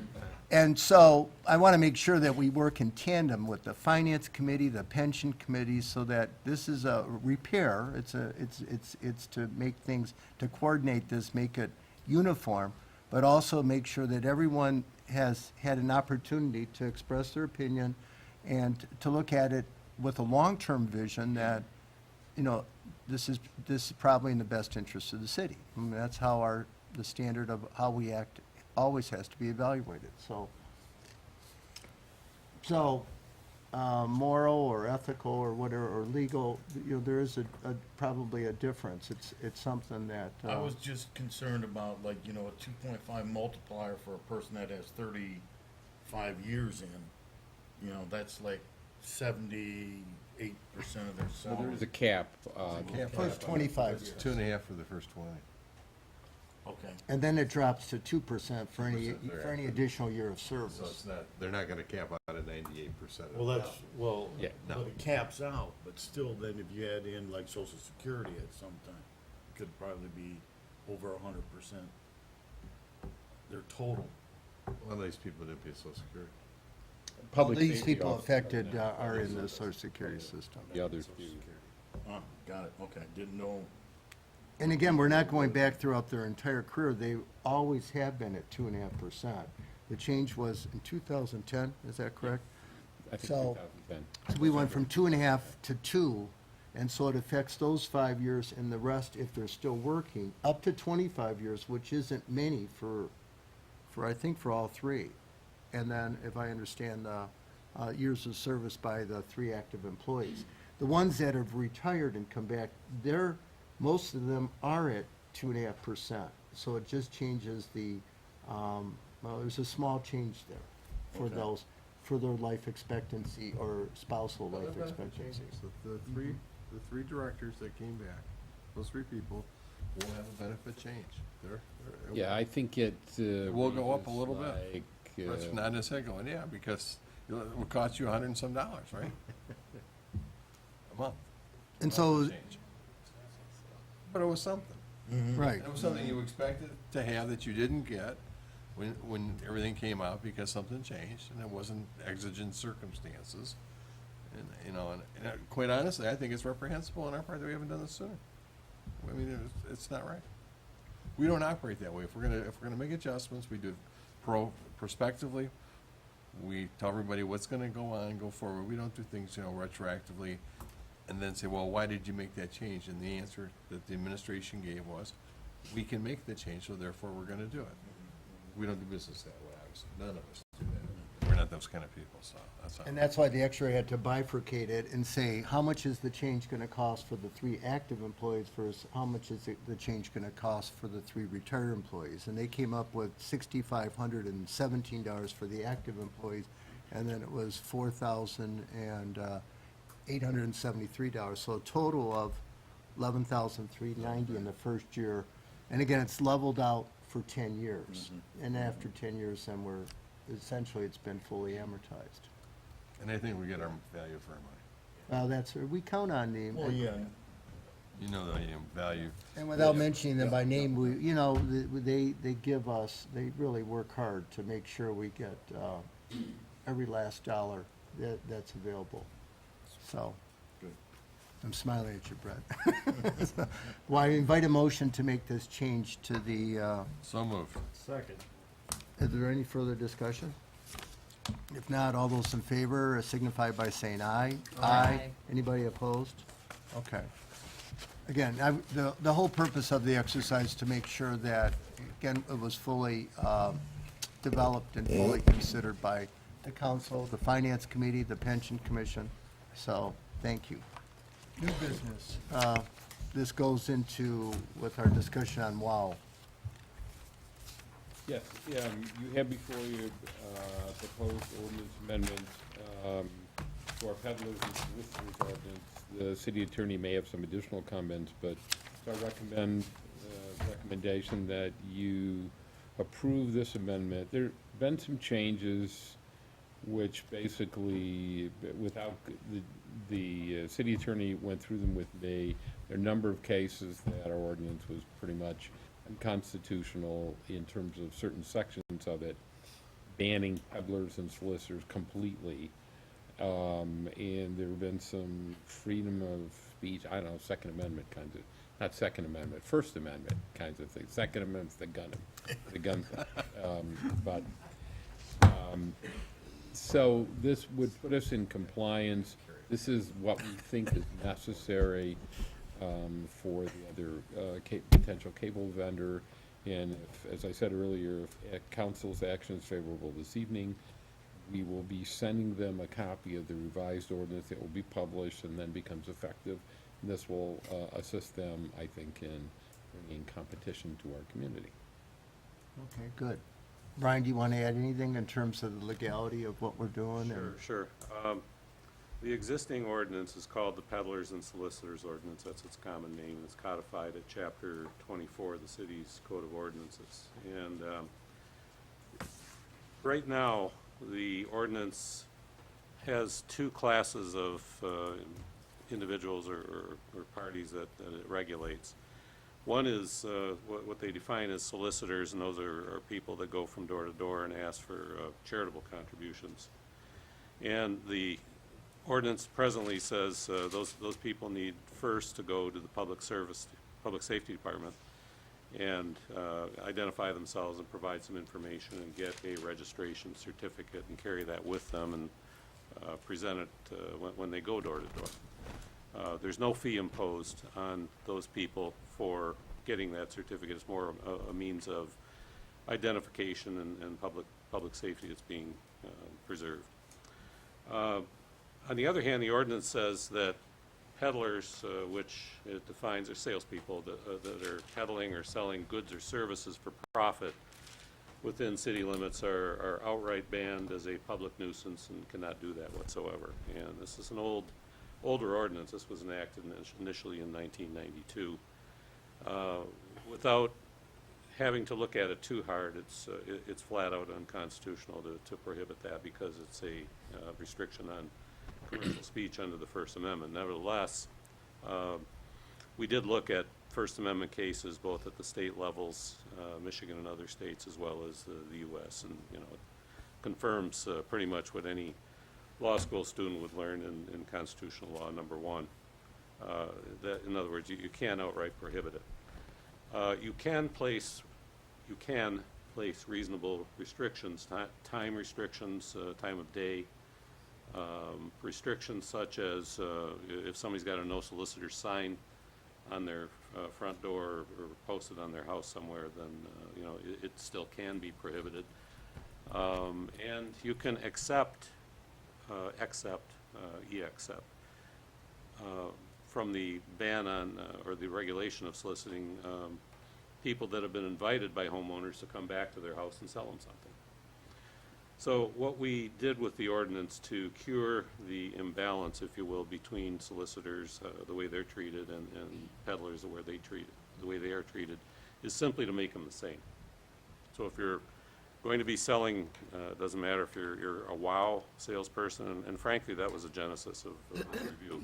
If you're a salesperson that wants to sign up somebody for WOW cable service, or if you're selling magazines, or if you're a Fuller Brush person, you still need to go to the city in the first instance, get a registration certificate, no fee, again, because fees have been struck down on constitutional grounds as well. But to have that as a public safety safeguard, if you will. And by way, I guess, of two parallel examples, some of the city's ordinances affecting utility service providers, for example, and technical service personnel working for cable TV companies. They have to wear badges and shirts and have identification and drive around in cars that say that they're from AT&T or Comcast or whatever the case may be. So it's reasonable from that perspective to also require peddlers, salespeople, to have that sort of identification. On the flip side, where things can go wrong, I guess, is if you don't require that. Last year, I believe it was, one of our city council people, Kay Felt, reported to the council about two people purportedly from, I think it was DTE, that came to her house, wanted access to go in and read meters or do some such in order to provide her upgraded service. And she had the presence of mind to say, show me your identification. They couldn't provide that. And so she promptly called public safety on it. And we still don't know who they were and what they wanted. They could have been legitimate, could not. But the requirement of a certificate, if you will, or identification of sorts that's been pre-approved or pre-reviewed by public service safety, would alleviate, help alleviate, or even prevent that sort of situation from occurring. Just two other quick things about the ordinance amendment. As I mentioned earlier, it would allow peddlers and solicitors to enter on private property when invited to do so by a city resident. That's preserving what's already in the ordinance. And it also, the ordinance amendment also preserves the existing prohibition against peddling or soliciting when a resident's home is clearly marked with a sign stating no solicitation or something similar. There's 2 exemptions also in the proposed amendment, because there's Michigan statutes that otherwise regulate these sorts of solicitations. One is the requirement, there is no requirement that honorably discharged veterans of the United States Armed Forces who sell their goods door to door after having been separately licensed under Michigan's Veterans Goods Sales Statute. They don't need to comply with this because they have another statute governing their activities. And there's also an exemption for individuals seeking contributions who have been licensed in advance under the Michigan Public Safety Solicitation Act. But that's it in a nutshell. It puts those folks on equal footing, and it solves, you know, a problem and a potential legal challenge, hopefully down the line. Brian, that was a very good summary. Are there any questions from council? This isn't going to restrict to somebody who's Jehovah's Witness or that. coming around. Is or is not? Is not. Nope. They're still going to be free to do what they want. Yeah. Right. Anybody else? No, almost up. Is there any public comment on this before we, Because, vote? I'm sorry. Yes, I'm sorry. Because the Jehovah's Witness is not seeking. Right. That's why. If there's any public comment, this is a good time to tell us your opinion about this ordinance, this change to the ordinance. If not, I invite a motion to approve the proposed amendment to the peddlers and solicitors ordinance. So moved. Second. Okay, and again, this won't be effective until the passage of, 16 days after publication of a notice of Yeah. enactment, so we're really looking at a couple weeks from now, a little bit more than a couple weeks. All those in favor, then say aye. Aye. Any opposed? Okay. And thank you, Brian. I have one last question. When's the last time you saw a Fuller Brush Man? Or a guy selling magazines? Yeah, okay. Brian, I thought you were going to talk about selling encyclopedias, the Britannica. Mine. One thing, Mr. Mayor, the WOW has done this in Livonia. They've entered the Livonia market right now. And they went around door to door, and they're meeting their installation dates as they promised. They said they'd have it ready in January, they did. And their service from people that I know there, specifically my uncle, very happy with it. And they're they have a competitive price, very competitive, so I think it's gonna be a plus to our community to get some competition. Well, I think our residents will welcome it. You always welcome competition, and again, hearing about trying to contact someone, trying to talk to a person in this country, maybe in this state, I mean, it's almost impossible, after hearing the chief's experience and Mark, your experience. So, we welcome this. This is an improvement to the service level provided in our community. The next item on new business is Park and Harbor rules revisions. We're done with it. We've already talked about that, and again, so, okay. Next item, public comment. We welcome any public comment about any topic.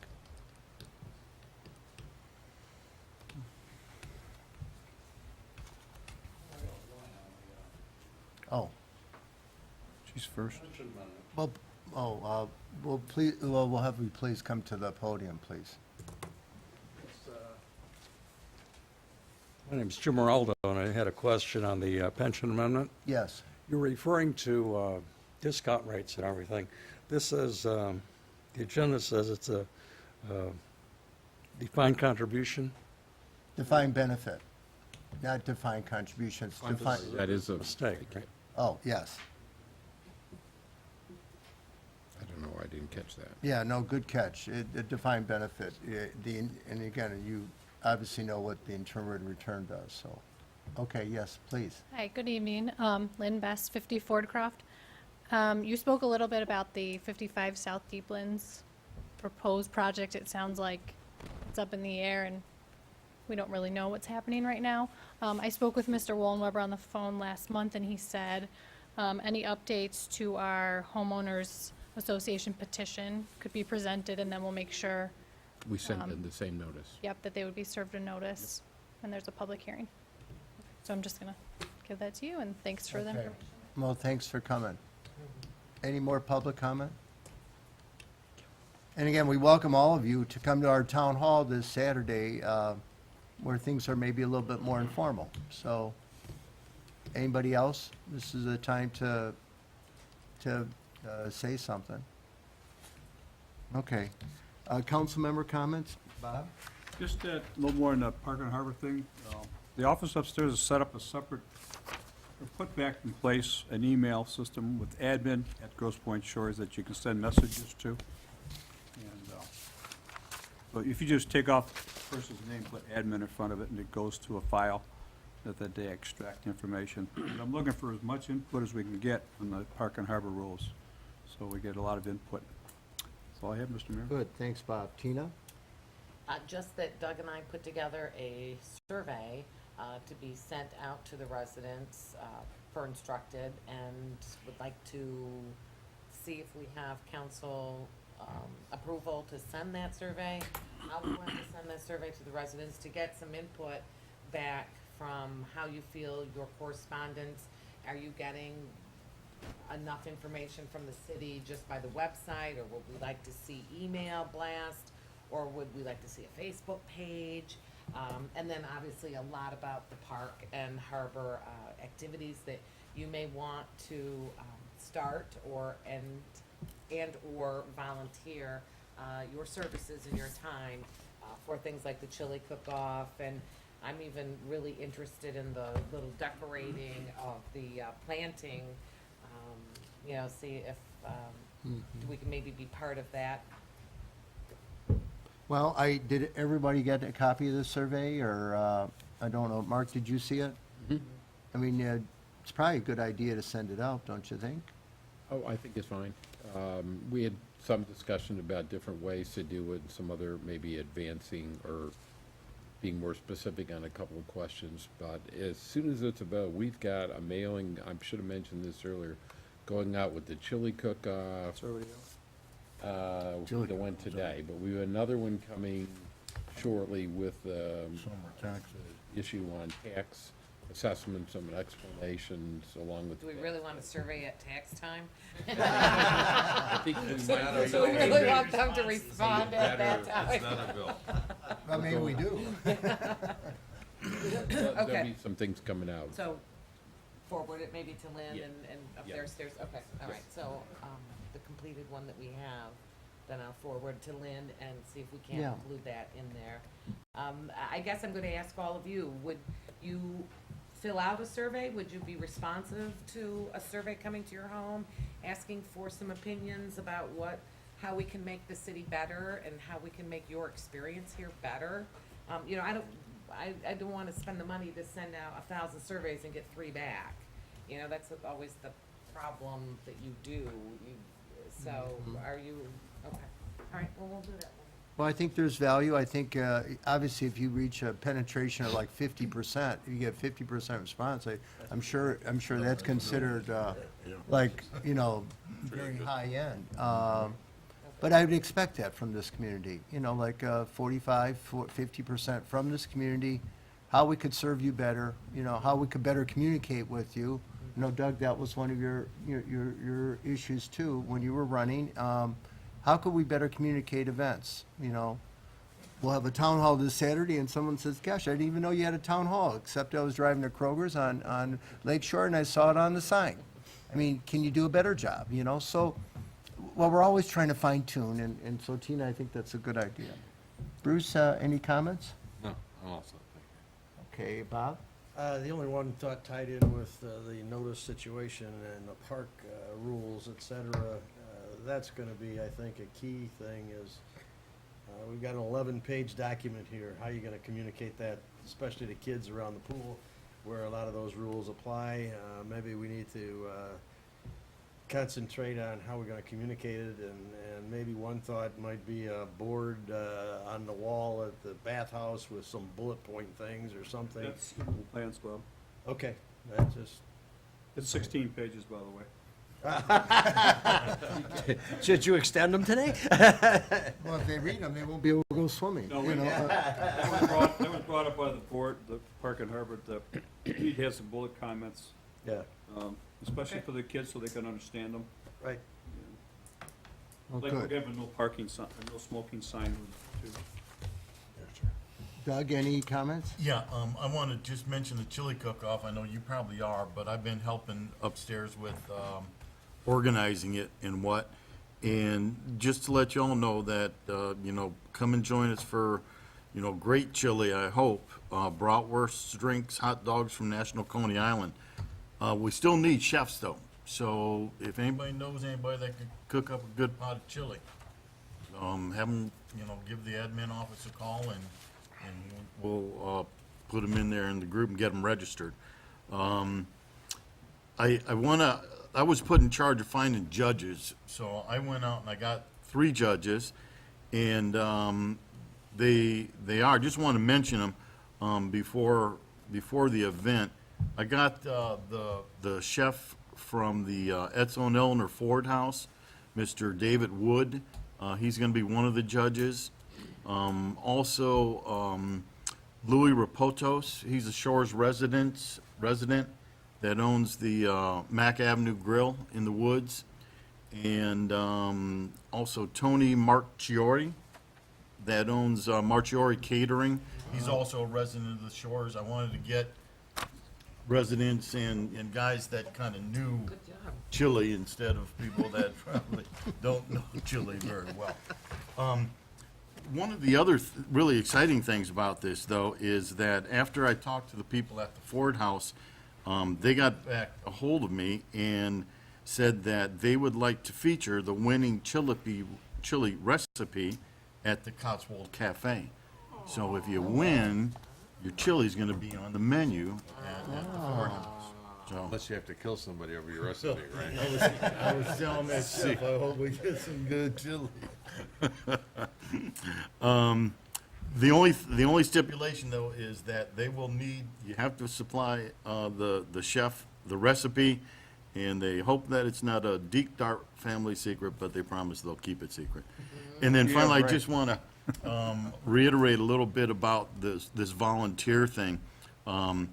We could use a few volunteers for the chili cook-off. It's not going to be an all-day thing, a couple hours here or there, but if any of the residents want to give up parts of their time, and not on any kind of official thing, like, in the beautification committee, that's official stuff we do there and whatnot, but if you got an hour here, an hour there, and you want to give some time, just call the admin office. I've talked with them. They're gonna start building a roster of volunteers from the city that we can give a call to when we have a chess tournament or, the fishing derby, perhaps, something like that, so we can have a little bit extra help instead of one guy doing the whole thing. So if you have a desire or anything, give them folks a call upstairs and sign up for it. That's all I have.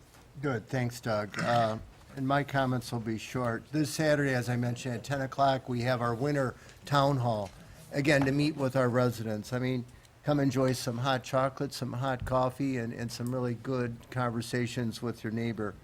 Our council is striving to do better, to be better, and we could only do it with your feedback, with your support. So we really welcome these town halls. We learn a lot about our community. We learn a lot about what our residents are looking for. And sometimes it's the little things that just seem somewhat insignificant, but it helps make the community a better place. And that's what we're striving to be. Doug already mentioned the chili cook-off, and we haven't had this in about 5 years. And I really think it's I view it as the end of winter party. And hopefully, I'll be right about that. And Helen, it's going to be 56 degrees Friday. I feel sorry for all the trees and the bushes and the flowers. They don't know what season it is. But, like Doug and Tina said, we're looking for more volunteers, not just for this event, but for other events. And the nice thing about volunteering is you meet some wonderful neighbors, and you realize what a wonderful community we live in. Park and Harbor, we have spent a lot of time on that tonight, and for good reason. We have a very small park, and We have very limited parking, and we've heard at the town halls and at some of the last council meetings that we have a problem. We have a problem with our parking. We're limiting now the weekend pavilions to 75 people. Bob and I looked at some of the reservations for the pavilion in the past. We had reservations for 120, 140, 160. So you take half of that in terms of number of cars, and one big picnic could really just shut down our park, and we can't let that happen. We're trying to tighten the rules and regulations without going too far, without crossing that line, but sometimes it's just about enforcing the rules and regulations, and the chief is gonna be working with our rangers and, you know, in a very nice diplomatic way to ask for the park passes. We've been very congenial, maybe too congenial. And so we have to find a better balance there. Please be patient with the gate guards this year, because I think they're gonna be asking people that, for maybe the first time that they've been residents here, for their park passes, and they may be annoyed, they may feel like, you know, come on, you know me, but we're just trying to make sure that that amenity stays a resident amenity. And, you know, we have non-residents in our marina, and that's for a good reason. We need the money, we need the revenue. But, you know, we have to make sure that we have better controls so that, last thing I want to get is a phone call Sunday afternoon, Sunday early evening from someone saying, look, I'm 78 years old, I'm 82 years old. I went to the park today, couldn't get in the parking lot. My husband's a little bit disabled, and we wanted to just walk around the park. Then I went into the park, I couldn't sit anywhere. Then I went by the pool, and all the chairs were taken. So we're trying in a very even-handed way to make things better, more pleasurable for the residents. Well, next month, we're going to be greeting spring on March 15th, so I need a motion to adjourn. So moved. All those in favor, say aye. Aye. All right. Thank everyone for coming. Thank you. Well, it's the whole thing about communicating, you know, getting, you know, the. When is the chili cook-off again? The 6th. Of March? Yep. You know, every once in a while. I No, may it is, just- and you got a good I may point, just getting do that that. information out there. I may just do that. Well, I'm glad you got real